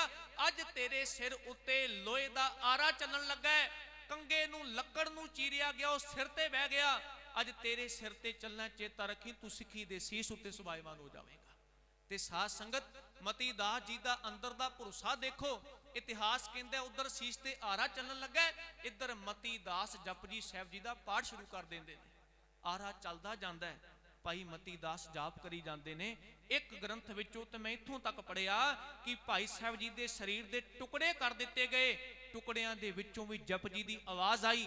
तर्कवादी बंदा कहेगा गलत गल है, एक करामातां दीयां गल्लां करदे ने। तुसीं गुरु ग्रंथ साहब जी की बाणी पढ़ो। भगत साहब जी ने एक उदाहरण बड़े कमाल का दिता है। कहते हैं किसी बंदे ने पानी चों मछली नूं फड़िया, मछली नूं फड़ के उन्होंने छोटे छोटे टुकड़े करके रिन्हदा है, रिन्हण तो बाद उन्होंने खा जाता है। पर जिदन खा के सुता ना, सौंदा अगे भी सी, अगे प्यास उन्नी नहीं सी लगती। अज मच्छी खा के सुता है ते रात नूं उठ उठ के पानी पिया पी रहा। पता क्यों? क्योंकि जिन्हों खादे वह रिंदी पानी विच सी। गुरु ग्रंथ साहब जी की बाणी दे बचन ने। साहब कहते हैं मीन पकड़ फांके अर काटे रांद कियो बहुबानी, खंड खंड कर भोजन कीनो तऊ ना बिसरे ओ पानी। जिस जीव नूं साड़ बाल के चब के खा लिया गया, वो ढिड विच जाण तो बाद भी पानी मंगदा है। गुरमुखो भरोसा रखो, ये गुरु नानक देव सिख ने जिन्हां ने सास सिੱਖੀ नूं कमाया, जिन्हां ने सिੱਖੀ नूं कमाया। कोई दुचित्ते वाल कोई शंके वाली गल नहीं, उन्हां दे टुकड़ियां चों बाणी दी आवाज़ आ सकती है। साध संगत उहदे बाद भाई मती दास जी तो बाद भाई सती दास जी दोनों भरा सन। उन्हां नूं साध संगत 3 मन रूह दे नाल तारां नाल लपेट के साड़ दिता जाता है। सीधा साड़नगे, बड़ी छेती तानू अग लग जाएगी। पर रूह 3 मन लैके उन्होंने तारां नाल लपेट के जदों साड़िया, जिदा जिदा माड़ा माड़ा रूह धुखदा गया, उदा उदा भाई साहब जी के शरीर की चर्बी धुखदी गई। पर भाई साहब जी के मूँह चों जपजी साहब जी की बाणी का आवाज़ आउंदा रहा। तीसरे पासे भाई दयाला जी, उन्हां वास्ते एक देग पानी की उबाली गई। पानी उबालिया होया बुलबुलारे पिया मारदा है। फिर भाई साहब जी नूं कह दिता गया जां ते ईन मनो मुसलमान बनो, इस्लाम नूं पढ़ो, नहीं तो फिर इस देग विच उबाला खाण लई तैयार हो जावो। साध संगत भाई साहब जी खिड़े मथे उस देग विच बैठे, अपने तन नूं उस तपदे सड़दे पानी विच बिठा करके तन दे छाले पवाले। चंबड़ी एक समा आया जदों हड्डां नूं गल के लै गई, पर भाई साहब जी ने अपने सिदक नूं डोलन नहीं दिता। साध संगत इन्हां दी शहीदी होई। एक गल विद्वान लिखदा है, कहंदा वेखण वाले तर्कवादी बंदियां ने तर्क कीता की लै गए सिੱਖੀ दे विचों, अपने तन दे 4 दिन जिंदगी दे जीने सन। पर देखो अज सिੱਖੀ दी दवाई देंदे हुए अपने तन दे ठीकरे बन के चले गए। इन्हां नूं प्राप्त की होया? अब्दुल वाह वर्गे कहंदे रहे इन्हां दी जिंदगी रुड़ गई। पर गुरमुखो उन्हां नूं पता नहीं सी जिहड़े शहीद हुंदे ने उन्हां दी जिंदगी रुड़दी नहीं हुंदी, परवान होया करदी है। भाई गुरदास जी दीयां वारां चों मैं एक उदाहरण देण लगा। भाई गुरदास जी ने एक बड़ी प्यारी गल की। उन्होंने एक पानी की उदाहरण लई। कहते ने मैं एक दिन पानी को गया, पानी नूं जाके कहा ऐ पानी, मैं तेरे विच एक गल तकी है, तेरे विच छोटा जिहा लोहे का टुकड़ा पा दईए, तू उस वक्त लोहे के टुकड़े नूं डोब देना है। पर सजना तेरे अंदर 1000 टन भारियां लकड़ां आ जाण, तू उन्हां नूं डोबदा नहीं, उतरदियां रहिंदियां ने। की कारण? पानी दे विच लोहे का टुकड़ा डुब जाता है, लकड़ां डुबदियां नहीं। भाई गुरदास कहते हैं अगों पानी कहता सजना जिन्हों बूंद बूंद दे के पालिया होवे उन्हां नूं कदी डोबी दा नहीं हुंदा। हुण देखो भावें पानी बोलदा नहीं, पर एक लेखक का विचार अपना है, उहदा समझाउण दा तरीका अपना है। कहते ने पानी ने कहा जिन्हों बूंद बूंद दे के पाला ਉਹਨੂੰ ਡੋਬੀਦਾ ਨਹੀਂ। ਲੱਕੜ ਨੂੰ ਮੈਂ ਪਾਣੀ ਦੀਆਂ ਬੂੰਦਾਂ ਦੇ ਦੇ ਕੇ ਸਿੰਚਿਆ ਪਾਲਿਆ, ਇਹ ਮੇਰੇ ਵਿੱਚ ਜਦੋਂ ਵੀ ਆਵੇਗਾ ਮੈਂ ਤਾਰ ਦਾਂਗਾ, ਮੈਨੂੰ ਡੋਬਣ ਨਹੀਂ ਲੱਗਾ। ਫਿਰ ਸਾਧ ਸੰਗਤ ਕਹਿੰਦੇ ਨੇ ਭਾਈ ਸਾਹਿਬ ਜੀ ਦਾ ਅਗਲਾ ਸਵਾਲ, ਕਹਿੰਦੇ ਨੇ ਪਾਣੀ ਠੀਕ ਹੈ ਤੂੰ ਲੱਕੜ ਨੂੰ ਡੋਬਦਾ ਨਹੀਂ, ਲੋਹੇ ਨੂੰ ਡੋਬ ਦੇਣਾ ਹੈ, ਪਰ ਸੱਜਣਾ ਜਦੋਂ ਇਨ੍ਹਾਂ ਲੱਕੜਾਂ ਦੇ ਨਾਲ ਲੋਹੇ ਨੂੰ ਮਿਲਾ ਕੇ ਜਹਾਜ਼ ਬਣਾ ਦਿੱਤਾ ਜਾਏ, ਬੇੜੀ ਬਣਾ ਦਿੱਤੀ ਜਾਏ, ਫਿਰ ਉਸ ਵਕਤ ਤੇ ਲੋਹਾ ਵੀ ਤਰ ਜਾਂਦਾ, ਤੂੰ ਉਦੋਂ ਕਿਉਂ ਨਹੀਂ ਲੱਕੜ ਦੇ ਨਾਲ ਲੋਹੇ ਨੂੰ ਡੋਬ ਲੈਂਦਾ? ਤੇ ਫਿਰ ਭਾਈ ਸਾਹਿਬ ਜੀ ਨੇ ਅੱਗੇ ਜਵਾਬ ਦਿੱਤਾ, ਕਹਿੰਦੇ ਨੇ ਪਾਣੀ ਕਹਿੰਦਾ ਸੀ ਸੱਜਣਾ ਜਿਹੜਾ ਮੇਰੇ ਪਾਲੇ ਹੋਈ ਦੀ ਸੰਗਤ ਕਰੇਗਾ ਨਾ, ਮੈਂ ਉਹਨੂੰ ਵੀ ਡੁੱਬਣ ਨਹੀਂ ਦੇਵਾਂਗਾ। ਫਿਰ ਸਾਧ ਸੰਗਤ ਤੀਸਰੇ ਲਫ਼ਜ਼ ਭਾਈ ਸਾਹਿਬ ਜੀ ਨੇ ਵਰਤੇ, ਕਹਿੰਦੇ ਨੇ ਦੇਖ ਪਾਣੀ, ਲੱਕੜ ਦੇ ਵਿੱਚ ਅੱਗ ਹੈ, ਅੱਗ ਤੇਰਾ ਵਿਰੋਧੀ ਤੱਤ ਹੈ, ਅੱਗ ਤੈਨੂੰ ਸਾੜ ਦਿੰਦੀ ਹੈ, ਭਾਪ ਬਣਾ ਦਿੰਦੀ ਹੈ, ਪਰ ਦੇਖ ਲੱਕੜ ਦੇ ਢਿੱਡ ਵਿੱਚ ਅੱਗ ਪਈ ਹੋਈ ਹੈ, ਫਿਰ ਵੀ ਤੂੰ ਉਹਦੇ ਅਵਗਣ ਨੂੰ ਦੇਖ ਕੇ ਜਰ ਜਾਂਦਾ, ਆਪਣੇ ਤੇ ਤਾਰ ਦਿੰਦਾ, ਤੂੰ ਡੋਬਦਾ ਕਿਉਂ ਨਹੀਂ? ਤੇ ਸਾਧ ਸੰਗਤ ਅੱਗੇ ਪਾਣੀ ਦਾ ਜਵਾਬ ਸੀ, ਜਿਹੜਾ ਮੇਰੀ ਸੰਗਤ ਕਰਦਾ ਹੈ, ਜਿਹੜਾ ਮੇਰਾ ਪਾਲਿਆ ਹੋਇਆ ਹੈ, ਉਹਦੇ ਵਿੱਚ ਲੱਖ ਅਵਗਣ ਹੋਣ, ਮੈਂ ਆਪਣੇ ਬਿਰਧ ਦਾ ਪਰਦਾ ਪਾ ਕੇ ਢੱਕ ਦੇਣਾ, ਮੈਂ ਕਦੇ ਦੀ ਅਵਗਣ ਨਹੀਂ ਫਰੋਲਦਾ ਹੁੰਦਾ। ਸਾਧ ਸੰਗਤ ਫਿਰ ਚੌਥੀ ਗੱਲ ਭਾਈ ਸਾਹਿਬ ਜੀ ਨੇ ਬੜੀ ਕਮਾਲ ਦੀ ਕੀਤੀ, ਕਹਿੰਦੇ ਨੇ ਠੀਕ ਹੈ ਤੂੰ ਲੱਕੜ ਨੂੰ ਡੋਬਦਾ ਨਹੀਂ, ਲੋਹਾ ਨਾਲ ਲੱਗ ਜੇ ਉਹਨੂੰ ਵੀ ਤਾਰ ਦੇਣਾ, ਅੱਗ ਵੇਖ ਕੇ ਵੀ ਜਰ ਜਾਣਾ, ਪਰ ਇੱਕ ਗੱਲ ਦੱਸ, ਚੰਦਨ ਦੀ ਲੱਕੜੀ ਨੂੰ ਤੂੰ ਡੋਬ ਕਿਉਂ ਦੇਣਾ ਹੈ? ਤੁਸੀਂ ਵਿਦਵਾਨ ਸੱਜਣ ਬੈਠੇ ਹੋ, ਗੁਰਮੁਖੋ ਜਿਹੜੀ ਚੰਦਨ ਦੀ ਲੱਕੜੀ ਹੈ ਨਾ, ਪਿਓਰ ਚੰਦਨ, ਇਹ ਪਾਣੀ ਵਿੱਚ ਪਾਓ ਉਸੇ ਸਮੇਂ ਡੁੱਬ ਜਾਏਗਾ। ਕਈ ਵਾਰੀ ਵਪਾਰੀ ਚੰਦਨ ਦੇ ਜਿਹੜੇ ਚੰਦਨ ਰੁੱਖ ਦੇ ਕੋਲ ਲਾਗੇ ਲੱਗੇ ਲੱਕੜਾਂ ਹੁੰਦੀਆਂ ਨੇ, ਉਹਨਾਂ ਵਿੱਚ ਵੀ ਇਹ ਖੁਸ਼ਬੂ ਚਲੀ ਜਾਂਦੀ ਹੈ, ਫਿਰ ਨਕਲੀ ਚੰਦਨ ਨੂੰ ਅਸਲੀ ਦੇ ਭਾਅ ਵੇਚ ਜਾਂਦੇ ਨੇ। ਫਿਰ ਉਦੋਂ ਪਰਖਣਾ ਹੋਵੇ ਨਾ, ਲੱਕੜ ਲਓ ਪਾਣੀ ਵਿੱਚ ਪਾਓ, ਜੇ ਤੇ ਜਾਏ ਡੁੱਬ ਫਿਰ ਤੇ ਚੰਦਨ ਹੈ ਅਸਲੀ, ਜੇ ਤਰੇ ਇਹਦਾ ਅਰਥ ਚੰਦਨ ਅਸਲੀ ਨਹੀਂ। ਅੱਗੇ ਕਹਿੰਦੇ ਨੇ ਭਾਈ ਸਾਹਿਬ ਜੀ ਨੇ ਜਦੋਂ ਸਵਾਲ ਕੀਤਾ ਤੂੰ ਚੰਦਨ ਨੂੰ ਡੋਬ ਕਿਉਂ ਦੇਣਾ, ਤੇ ਪਾਣੀ ਨੇ ਜਵਾਬ ਦਿੱਤਾ, ਉਹਨੂੰ ਮੈਂ ਤਾਂ ਡੋਬਣਾ ਉਹਦਾ ਮੁੱਲ ਪੈ ਜਾਵੇ, ਜੇ ਮੈਂ ਉਹਨੂੰ ਡੋਬਾਂ ਨਾ ਲੋਕਾਂ ਨੇ ਉਹਦਾ ਮੁੱਲ ਨਹੀਂ ਪਾਣਾ, ਉਹਨੂੰ ਤਾਂ ਡੋਬਣਾ ਉਹਦਾ ਮੁੱਲ ਪੈ ਜਾਵੇ। ਤੇ ਭਾਈ ਸਾਹਿਬ ਜੀ ਨੇ ਫਿਰ ਬਚਨ ਕੇ ਕਹਿੰਦੇ ਨੇ, ਪਾਣੀ ਅੰਦਰ ਪੇਟੇ ਅੰਦਰ ਅੱਗ ਰੱਖ ਤਿਸ ਪਰਦਾ ਕੱਜੈ, ਲੋਹਾ ਜੜੀਐ ਬੋਹਿਤ ਹੈ ਭਾਰ ਪਰੇ ਨਾ ਤਜੈ, ਅਗਰੈ ਡੋਬੈ ਜਾਣ ਕੇ ਨਿਰਮੋਲਕ ਤਜੈ, ਗੁਰਮੁਖ ਮਾਰਗ ਚੱਲਣਾ ਛੱਡ ਸੱਜੈ ਖੱਬੈ। ਕਹਿੰਦੇ ਨੇ ਇਸੇ ਤਰ੍ਹਾਂ ਲੋਕਾਂ ਦੀਆਂ ਨਜ਼ਰਾਂ ਵਿੱਚ ਜਿਨ੍ਹਾਂ ਲੋਕਾਂ ਦੀ ਮੱਤ ਛੋਟੀ ਸੀ, ਉਹਨਾਂ ਨੇ ਲਫ਼ਜ਼ ਕਹਿ ਦਿੱਤੇ, ਇਹ ਤਿੰਨੇ ਆਪਣੀ ਜ਼ਿੰਦਗੀ ਨੂੰ ਗੁਰੂ ਦੇ ਸਾਹਮਣੇ ਕਹਿੰਦੇ ਅਸੀਂ ਸ਼ਹੀਦ ਹੋ ਗਏ ਆ, ਪਰ ਇਹਨਾਂ ਪ੍ਰਾਪਤ ਕੀ ਕੀਤਾ, ਇਹ ਤੇ ਡੁੱਬ ਗਏ। ਗੁਰੂ ਤੇਗ ਬਹਾਦਰ ਸਾਹਿਬ ਕਹਿੰਦੇ ਨੇ ਮੇਰੇ ਸਿੱਖਾਂ ਤੇ ਉਂਗਲ ਨਾ ਚੁੱਕਿਆ ਜੇ, ਇਹ ਸ਼ਹੀਦ ਹੋਏ ਨੇ, ਇਹ ਡੁੱਬੇ ਵੀ ਤਾਂ ਨਹੀਂ, ਇਹਨਾਂ ਦੀ ਜਗਤ ਵਿੱਚ ਕੀਮਤ ਪੈ ਸਕੇਗੀ। ਤੇ ਸਾਧ ਸੰਗਤ ਅੱਜ ਤੱਕ ਤੁਸੀਂ ਦੇਖੋ ਉਹਨਾਂ ਦੀ ਕੀਮਤ ਪਈ। ਅੱਜ ਜਦੋਂ ਸਿੱਖ ਆਪਣੇ ਘਰ ਵਿੱਚ ਪੁੱਤਰ ਦੀ ਸ਼ਾਦੀ ਵੀ ਕਰਦਾ ਹੈ ਨਾ, ਤੇ ਯਾਦ ਕਰਦਾ ਜਿਨ੍ਹਾਂ ਸਿੰਘਾਂ ਨੇ ਧਰਮ ਹੇਤ ਸੀਸ ਦਿੱਤੇ, ਆਰਿਆਨਾ ਤਨ ਚਰਾਏ, ਉਹਨਾਂ ਦੀ ਕਮਾਈ ਦਾ ਧਿਆਨ ਧਰ ਕੇ ਖਾਲਸਾ ਜੀ ਬੋਲੋ ਜੀ ਵਾਹਿਗੁਰੂ। ਕਿਉਂ ਯਾਦ ਕਰਦਾ ਹੈ? ਉਹਨਾਂ ਦੀ ਕੀਮਤ ਪੈ ਗਈ। ਤੇ ਸਾਧ ਸੰਗਤ ਅੱਜ ਅਬਦੁਲ ਵਾਹਬ ਨੇ ਦੇਖ ਲਿਆ, ਜੇ ਇਹਨਾਂ ਦੇ ਸਿੱਖ ਨਹੀਂ ਡੋਲੇ ਤੇ ਜਿਸ ਗੁਰੂ ਨੂੰ ਅਸੀਂ ਡੋਲਾਣਾ ਚਾਹੁੰਦੇ ਹਾਂ, ਡੋਲਣਾ ਉਹਨੇ ਵੀ ਨਹੀਂਗਾ। ਅਗਲਾ ਦਿਨ ਚੜਿਆ, ਸਾਧ ਸੰਗਤ ਸਮਾਣੇ ਦਾ ਜਲਾਦ ਹੈ ਜਲਾਲੂਦੀਨ, ਸਜ਼ਾ ਮੁਕਰਰ ਕਰ ਦਿੱਤੀ ਗਈ। ਕੱਲ ਨੂੰ ਅੱਧਾ ਦਿਨ ਚੜਿਆ, ਚਾਂਦਨੀ ਚੌਂਕ ਦੇ ਚਰਸਤੇ ਦੇ ਅੰਦਰ ਗੁਰੂ ਤੇਗ ਬਹਾਦਰ ਦਾ ਸੀਸ ਕਲਮ ਕਰ ਦਿੱਤਾ ਜਾਵੇਗਾ, ਜੇ ਇਹਨਾਂ ਨੇ ਸਾਡੀਆਂ ਸ਼ਰਤਾਂ ਨੂੰ ਨਾ ਮੰਨਿਆ। ਤਿੰਨ ਸ਼ਰਤਾਂ ਰੱਖੀਆਂ ਗਈਆਂ, ਤ੍ਰੈ ਕਾਫ ਵਿੱਚ ਸਾਧ ਸੰਗਤ ਪਹਿਲਾ ਸੀ ਕਿ ਤੁਸੀਂ ਕਲਮਾ ਪੜੋ, ਕੁਰਾਨ ਦਾ ਕਲਮਾ ਪੜੋ। ਜੇ ਕਲਮਾ ਨਹੀਂ ਪੜਦੇ ਫਿਰ ਤੁਸੀਂ ਕੋਈ ਕਰਾਮਾਤ ਵਿਖਾਓ।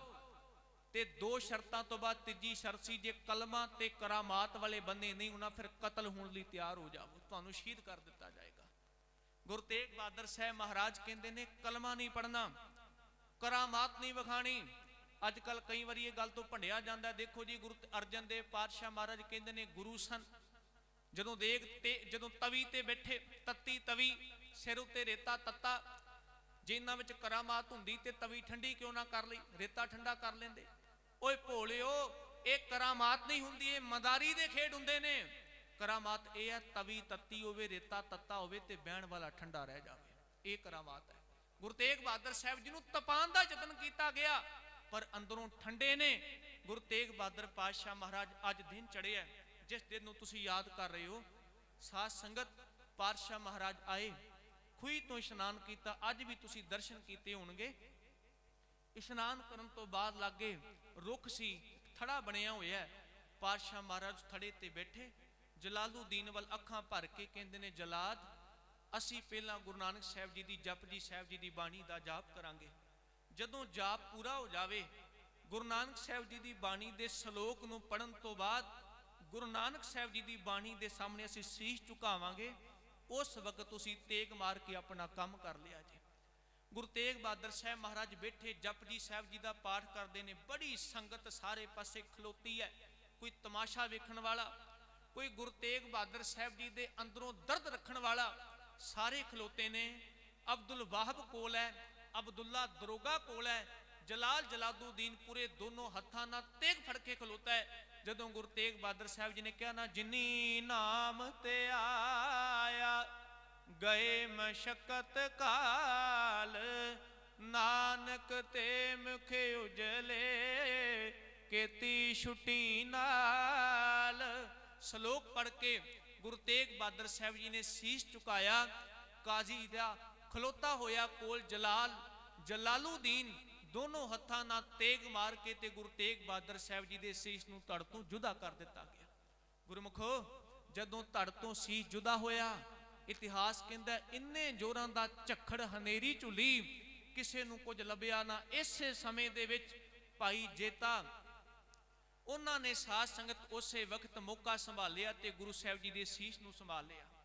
ਲੱਖੀ ਸ਼ਾਹ ਵਣਜਾਰਾ ਬੜਾ ਵੱਡਾ ਵਣਜਾਰਾ ਸੀ, ਕਾਰੋਬਾਰ ਸੀ ਰੂੰ ਦਾ। ਉਹਨੇ ਮੌਕਾ ਦੇਖਿਆ ਤੇ ਗੁਰੂ ਸਾਹਿਬ ਜੀ ਦੇ ਧੜ ਨੂੰ ਚੁੱਕ ਲਿਆ। ਇਹ ਧੜ ਨੂੰ ਚੁੱਕ ਕੇ ਲੈ ਜਾਂਦਾ ਜਿੱਥੇ ਅੱਜ ਗੁਰਦੁਆਰਾ ਰਕਾਬਗੰਜ ਸਾਹਿਬ ਬਣਿਆ ਹੋਇਆ ਹੈ। ਇੱਥੇ ਇਹਦੀ ਹਵੇਲੀ ਸੀ, ਘਰ ਸੀ। ਇਹ ਆਪਣੇ ਘਰ ਲੈ ਕੇ ਗਿਆ। ਰਾਤ ਦਾ ਸਮਾਂ ਸਾਧ ਸੰਗਤ ਜਾ ਕਰਕੇ ਗੁਰੂ ਸਾਹਿਬ ਜੀ ਦੇ ਧੜ ਨੂੰ ਅੰਦਰ ਰੱਖਿਆ, ਆਪਣੇ ਘਰ ਦੇ ਰੂੰ ਲਾਇਆ, ਪ੍ਰਬੰਧ ਕੀਤਾ ਤੇ ਬਾਹਰ ਨਿਕਲ ਕਰਕੇ ਆਪਣੇ ਘਰ ਨੂੰ ਅੱਗ ਲਾ ਦਿੱਤੀ। ਗੁਰਮੁਖੋ, ਜਦੋਂ ਅੱਗ ਲਾਈ ਰੋਲਾ ਨਹੀਂ ਪਾਇਆ।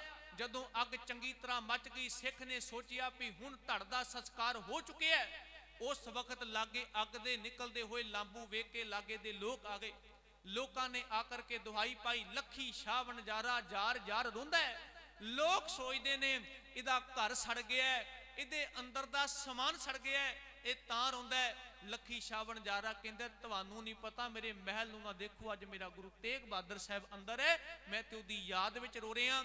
ਲੋਕਾਂ ਨੇ ਇਹ ਵੀ ਲਫ਼ਜ਼ ਵਰਤੇ, ਦੇਖੋ ਲੱਖੀ ਸ਼ਾਹ ਵਣਜਾਰਾ ਉਜੜ ਗਿਆ, ਉਹਦੀ ਮਿਹਨਤ ਦੀ ਬਣਾਈ ਹਵੇਲੀ ਸੜ ਗਈ। ਲੱਖੀ ਸ਼ਾਹ ਵਣਜਾਰਾ ਕਹਿੰਦਾ ਸੀ, ਸੱਜਣੋ ਉਜੜਿਆ ਨਾ ਕਹੋ, ਉਜੜਿਆ ਤੇ ਮੈਂ ਪਹਿਲਾਂ ਸਾਂ, ਅੱਜ ਤਾਂ ਮੈਨੂੰ ਵਸਣ ਦੀ ਜਾਚ ਆਈ ਹੈ।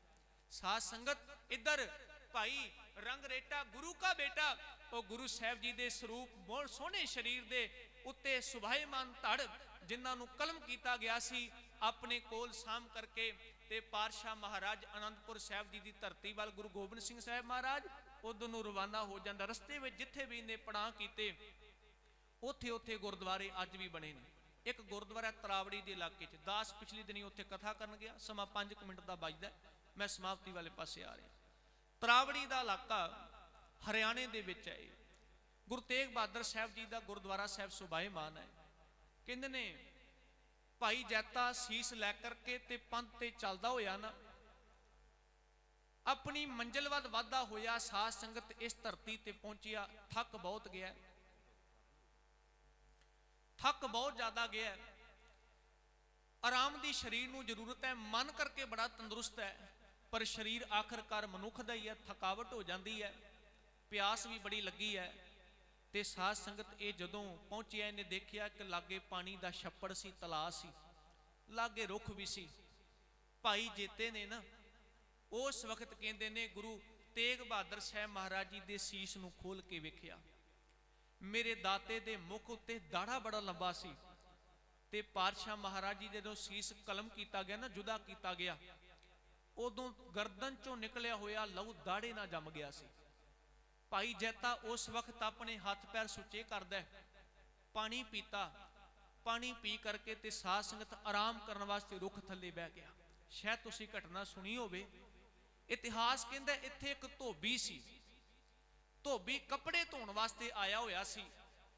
ਉਹ ਕੱਪੜੇ ਧੋਂਦਾ, ਉਹਦੀ ਨਜ਼ਰ ਪੈ ਗਈ ਵੀ ਕੋਈ ਸਰੂਪ ਤੋਂ ਵੇਖ ਕੇ ਸਿੱਖ ਲੱਗਦਾ ਹੈ, ਪਰ ਇਹ ਲੱਗਦਾ ਵੀ ਮੰਜ਼ਲ ਦਾ ਪੰਧ ਹੀ ਹੈ ਤੇ ਥਕਾਵਟ ਹੋਈ ਹੈ। ਕੋਲ ਗਿਆ, ਜਾ ਕਰਕੇ ਆਂਦਾ, ਸਜਣਾ ਕਿੱਥੋਂ ਆਇਆ? ਕਹਿੰਦਾ ਮੈਂ ਦਿੱਲੀ ਦੀ ਧਰਤੀ ਤੋਂ ਆਇਆ। ਜਾ ਕਿੱਧਰ ਰਿਹਾ? ਆਨੰਦਪੁਰ ਸਾਹਿਬ ਜਾ ਰਿਹਾ। ਸੁਣਿਆ ਆਨੰਦਪੁਰ ਸਾਹਿਬ? ਤੇ ਇਹ ਧੋਬੀ ਕਹਿੰਦਾ ਉਹੀ ਆਨੰਦਪੁਰ ਸਾਹਿਬ ਜਿੱਥੇ ਗੁਰੂ ਤੇਗ ਬਹਾਦਰ ਸਾਹਿਬ ਜੀ ਰਹਿੰਦੇ ਨੇ? ਕਹਿੰਦੇ ਹਾਂ ਉਹੀ ਆਨੰਦਪੁਰ ਸਾਹਿਬ। ਧੋਬੀ ਦਾ ਅਗਲਾ ਸਵਾਲ, ਕਹਿੰਦਾ ਮੈਂ ਸੁਣਿਆ ਸੀ ਵੀ ਹਿੰਦੂਆਂ ਦੇ ਧਰਮ ਨੂੰ ਬਚਾਉਣ ਖਾਤਰ ਧੰਨ ਗੁਰੂ ਤੇਗ ਬਹਾਦਰ ਸਾਹਿਬ ਆਪਣਾ ਸੀਸ ਦੇਣ ਗਏ ਨੇ।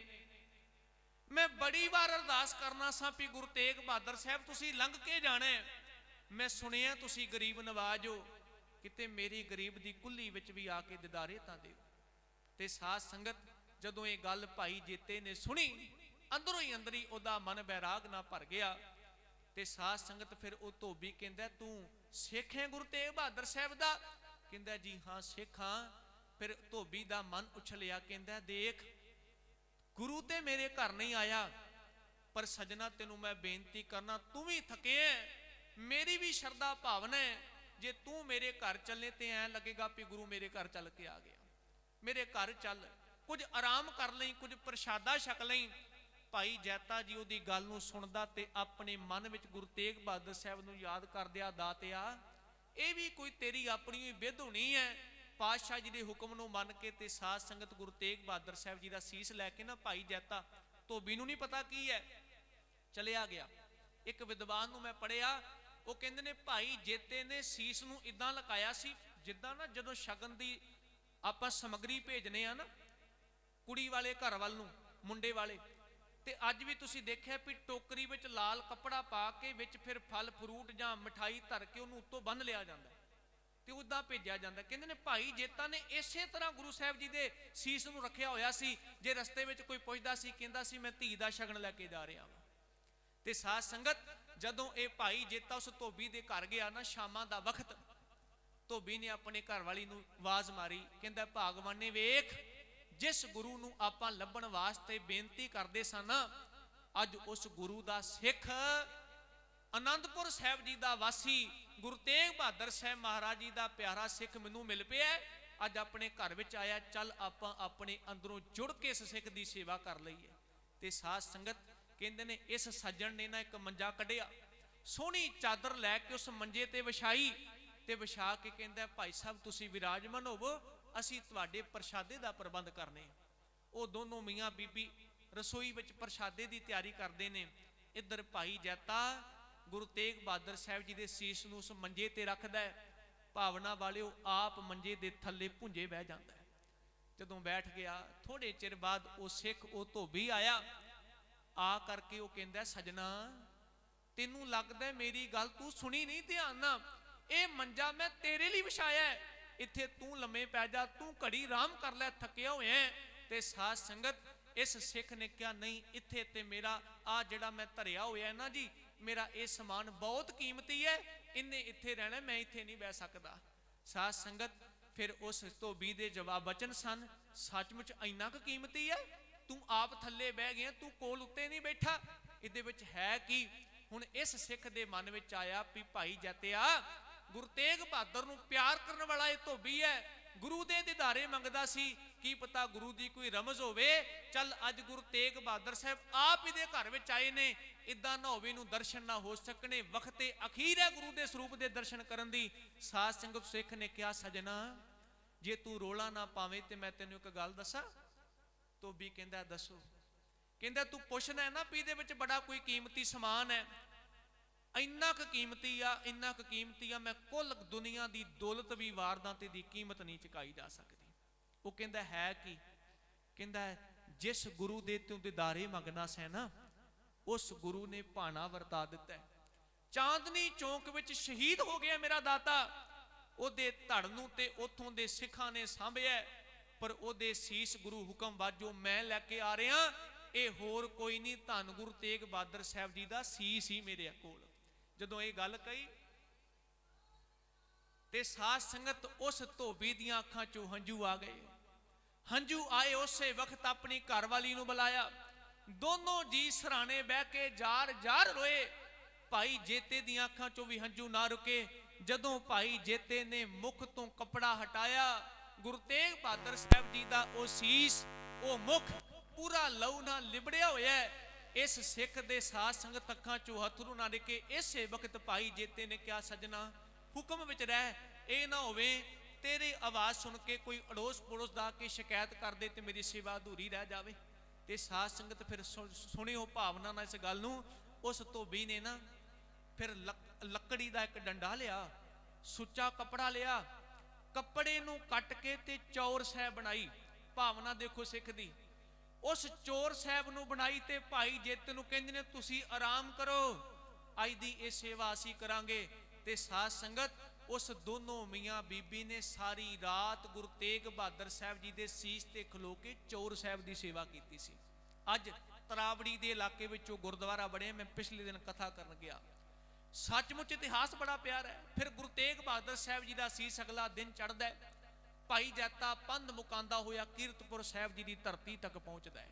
इत्थे परिवार गुरु की संगत बेवल है। एक गल मैं कहनी भुल गया, जदों गुरु तेग बहादुर साहब जी ने शहीदी देनी सी ना, उहदे तो पहला परिवार ने एक चिट्ठी घल्ली सी गुरु तेग बहादुर पातशाह जी दे निमित्त।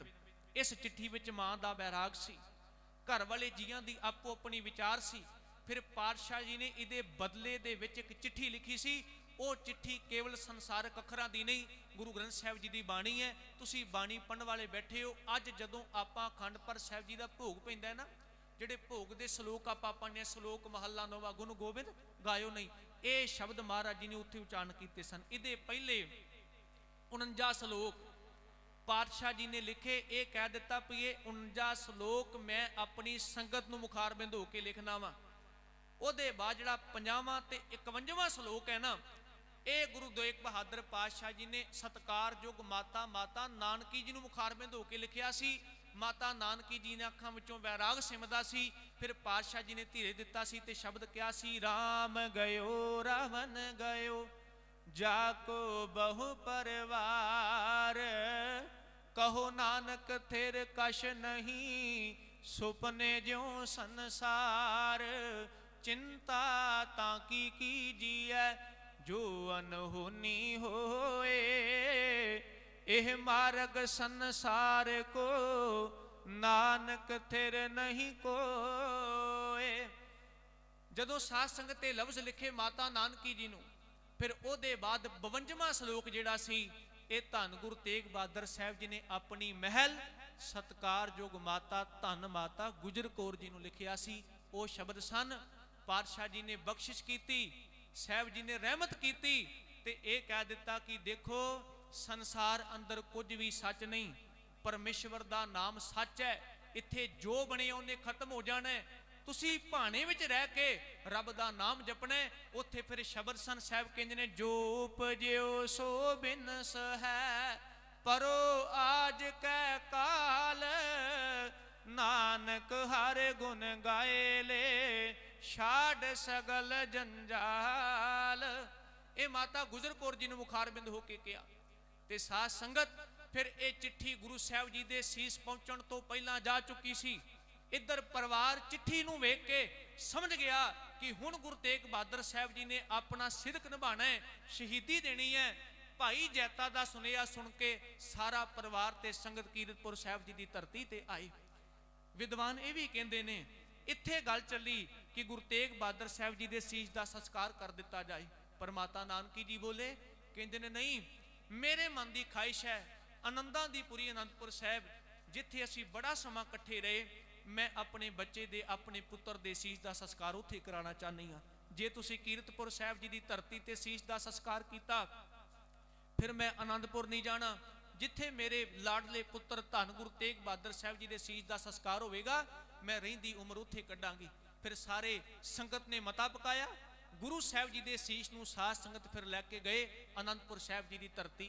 इत्थे तुसी लोहगढ़ केसगढ़ उहदे नाल दा अगे तुसी देखो गुरुद्वारा सीसगंज भरिया बनिया होया, जिथे पातशाह महाराज जी के सीस का संस्कार किया जाता है। उहदे तो पहला जदों सीस आया, सारियां ने संगतां ने दर्शन किए, अखां बेबल ने, माता नानकी ने दर्शन किए ते साध संगत उहदे बाद माता गुजर कौर जी ने जदों दर्शन किए। इतिहास कहता एक नहीं दो नहीं 4 परिक्रमा कीतियां धन गुरु तेग बहादुर साहब जी दे सीस दियां माता गुजर कौर जी ने 4 परिक्रमा करके गल विच पल्ला पाया ते अरदास कीती, मेरे प्रीतमा ਤੁਹਾਡੀ ਤੋੜ ਨਿਭ ਗਈ ਹੈ, ਮੈਂ ਤੁਹਾਡੇ ਪੱਲੇ ਨਾ ਲੱਗੀ ਸਾਂ। ਇੱਕ ਬੇਨਤੀ ਕਰਨੀ ਆ ਗੁਰੂ ਤੇਗ ਬਹਾਦਰ ਸਾਹਿਬ, ਮੇਰੀ ਵੀ ਤੋੜ ਹੀ ਨਿਭ ਜਾਵੇ। ਤੇ ਸਾਧ ਸੰਗਤ ਫਿਰ ਤੁਸੀਂ ਜਾਣਦੇ ਹੋ, ਮਾਤਾ ਗੁਜਰ ਕੌਰ ਦੀ ਠੰਡੇ ਬੁਰਜ ਤੱਕ ਅਕਾਲ ਪੁਰਖ ਨਾਲ ਤੋੜ ਨਿਭੀ ਸੀ। ਧੰਨ ਗੁਰੂ ਤੇਗ ਬਹਾਦਰ ਪਾਤਸ਼ਾਹ ਮਹਾਰਾਜ ਜੀ ਦਾ ਸੀਸ ਦਾ ਸੰਸਕਾਰ ਕੀਤਾ ਜਾਂਦਾ ਹੈ ਤੇ ਗੁਰੂ ਗੋਬਿੰਦ ਸਿੰਘ ਪਾਤਸ਼ਾਹ ਗੋਬਿੰਦ ਰਾਏ ਦੇ ਸਰੂਪ ਵਿੱਚ ਭਾਈ ਜੈਤਾ ਰੰਗ ਰੇਟਾ ਗੁਰੂ ਕਾ ਬੇਟਾ, ਜਿਨ੍ਹਾਂ ਦੀ ਲੋਕਾਂ ਨੇ ਪਹਿਲਾਂ ਬੜੀ ਖਿੱਲਤ ਮਖੌਲ ਅਡਾਏ, ਇਹ ਨਿੱਕੀਆਂ ਨੀਵੀਆਂ ਜਾਤਾਂ ਦੇ ਲੋਕ, ਇਹਨਾਂ ਨੂੰ ਕੋਲ ਬਹਿਣ ਦਾ ਕੋਈ ਹੱਕ ਅਦਾਕਾਰ ਨਹੀਂ ਕਰਦਾ ਸੀ। ਅੱਜ ਗੁਰੂ ਤੇ ਗੋਬਿੰਦ ਸਿੰਘ ਪਾਤਸ਼ਾਹ ਮਹਾਰਾਜ ਉਹਨਾਂ ਨੇ ਆਪਣੀ ਗਲਵਕੜੀ ਵਿੱਚ ਲਿਆ ਤੇ ਭਰੇ ਦੀਵਾਨ ਅੰਦਰ ਇੱਕ ਗੱਲ ਕਹੀ, ਕਹਿੰਦੇ ਨੇ ਅੱਜ ਤੋਂ ਬਾਅਦ ਇਹ ਕੋਈ ਨੀਵੀਆਂ ਜਾਤਾਂ ਦੇ ਲੋਕ ਨਹੀਂ, ਇਹ ਰੰਗ ਰੇਟੇ ਗੁਰੂ ਕੇ ਬੇਟੇ ਨੇ, ਗੁਰੂ ਤੇਗ ਬਹਾਦਰ ਸਾਹਿਬ ਜੀ ਦੇ ਪੁੱਤਰ ਨੇ। ਅਗਲੀ ਗੱਲ ਕਹੀ, ਸਾਡੀ ਉਮਰ 9 ਸਾਲ ਹੈ, ਗੁਰੂ ਕੇ ਇਸ ਪੁੱਤਰ ਦੀ ਉਮਰ ਵੱਡੀ ਹੈ। ਜੇ ਅਸੀਂ ਇਹ ਕਹਿ ਦਈਏ ਕਿ ਗੁਰੂ ਤੇਗ ਬਹਾਦਰ ਦੇ 2 ਬੇਟੇ ਨੇ, ਵੱਡਾ ਭਾਈ ਜੈਤਾ ਤੇ ਛੋਟਾ ਗੋਬਿੰਦ ਰਾਏ, ਦੇ ਵਿੱਚ ਕੋਈ ਝੂਠ ਨਹੀਂ ਹੋਵੇਗਾ। ਤੇ ਸਾਧ ਸੰਗਤ ਬਾਅਦ ਵਿੱਚ ਭਾਈ ਜੈਤਾ ਜੀ, ਉਹਨਾਂ ਨੇ ਜਦੋਂ 1699 ਦੀ ਵਿਸਾਖੀ ਆਈ, ਅੰਮ੍ਰਿਤ ਛਕਿਆ, ਬਾਬਾ ਜੀਵਨ ਸਿੰਘ ਬਣੇ, ਜਿਨ੍ਹਾਂ ਨੇ ਸਾਧ ਸੰਗਤ ਚੱਖੀਆਂ ਪਿੰਡ ਦੀ ਜੂਹ ਦੇ ਵਿੱਚ ਜੰਗ ਲੜ ਕੇ ਤੇ ਆਪਣਾ ਸੀਸ ਆਪਣਾ ਸਰੀਰ ਧੰਨ ਗੁਰੂ ਗੋਬਿੰਦ ਸਿੰਘ ਪਾਤਸ਼ਾਹ ਜੀ ਦੇ ਨਾਲ ਲਾ ਕਰਕੇ, ਉਹਨਾਂ ਨਾਲ ਕਦਮ ਨਾ ਕਦਮ ਚਲਾ ਕਰਕੇ ਧਰਮ ਦੀ ਖਾਤਰ ਕੁਰਬਾਨ ਹੋਏ ਸਨ। ਤੇ ਉਹਨਾਂ ਨੂੰ ਵੀ ਖਾਲਸੇ ਪੰਥ ਨੇ ਫਿਰ ਉਨਾ ਹੀ ਮਾਣ ਬਖਸ਼ਿਸ਼ ਕੀਤਾ। ਸਤਿਗੁਰੂ ਗੁਰੂ ਗੋਬਿੰਦ ਸਿੰਘ ਪਾਤਸ਼ਾਹ ਮਹਾਰਾਜ ਜੀ ਦਾ ਇਤਿਹਾਸ ਅੱਗੇ ਬਹੁਤ ਵੱਡਾ ਹੈ। ਗੁਰੂ ਤੇਗ ਬਹਾਦਰ ਸਾਹਿਬ ਪਾਤਸ਼ਾਹ ਮਹਾਰਾਜ ਜੀ ਦੇ ਜੀਵਨ ਨੂੰ ਆਪਾਂ ਵਿਚਾਰ ਰਹੇ ਸਨ। ਸਾਡੇ ਸਮਕਸ਼ ਸਤਿਕਾਰਯੋਗ ਢਾਡੀ ਸਾਹਿਬਾਨਾਂ ਦਾ ਜਥਾ ਪਹੁੰਚ ਚੁੱਕਿਆ ਹੈ। ਜਿੰਨਾ ਕੁ ਸਮਾਂ ਮਿਲਿਆ ਸੀ ਉਹਦੀ ਸਮਾਪਤੀ ਹੈ। ਸਾਧ ਸੰਗਤ, ਬੇਅੰਤ ਪ੍ਰਕਾਰ ਦੀਆਂ ਇਤਿਹਾਸ ਕਹਿੰਦੇ ਆ, ਅਣਜਾਣ ਜਾਂ ਬੱਚਾ ਭੁੱਲ ਗਲਤੀਆਂ ਹੋ ਜਾਂਦੀਆਂ ਨੇ। ਆਪ ਰੱਬ ਰੂਪ ਸੰਗਤਾਂ ਗੁਰੂ ਗ੍ਰੰਥ ਸਾਹਿਬ ਮਹਾਰਾਜ ਬਖਸ਼ਿੰਦ ਹਨ, ਆਸ ਹੈ ਬਖਸ਼ ਲੈਣਗੇ। ਸਾਧ ਸੰਗਤ, ਆਪ ਸਾਰੀਆਂ ਸੰਗਤਾਂ ਦਾ, ਪ੍ਰਬੰਧਕ ਸੱਜਣਾ ਦਾ, ਗੁਰਦੁਆਰਾ ਸਾਹਿਬ ਜੀ ਦੇ ਮੁੱਖ ਗ੍ਰੰਥੀ ਸਾਹਿਬਾਨ ਜੀ ਦਾ, ਜਿਨ੍ਹਾਂ ਦਾ ਬਹੁਤ ਪਿਆਰ ਮਿਲਦਾ ਹੈ, ਬਹੁਤ ਬਹੁਤ ਧੰਨਵਾਦ। ਸਭ ਤੋਂ ਜ਼ਿਆਦਾ ਧੰਨਵਾਦ ਸ੍ਰੀ ਗੁਰੂ ਗ੍ਰੰਥ ਸਾਹਿਬ ਮਹਾਰਾਜ ਜੀ ਦਾ, ਜਿਨ੍ਹਾਂ ਦੀ ਗੋਦ ਵਿੱਚ ਬੈਠ ਕੇ ਆਪਾਂ ਇਤਿਹਾਸ ਸਾਂਝਾ ਕੀਤਾ ਹੈ। ਸਾਰੀ ਸੰਗਤ ਕਰੋ ਬਖਸ਼ਿਸ਼। ਗੁਰੂ ਫਤਿਹ ਪ੍ਰਵਾਨੋ। ਵਾਹਿਗੁਰੂ ਜੀ ਕਾ ਖਾਲਸਾ, ਵਾਹਿਗੁਰੂ ਜੀ ਕੀ ਫਤਿਹ।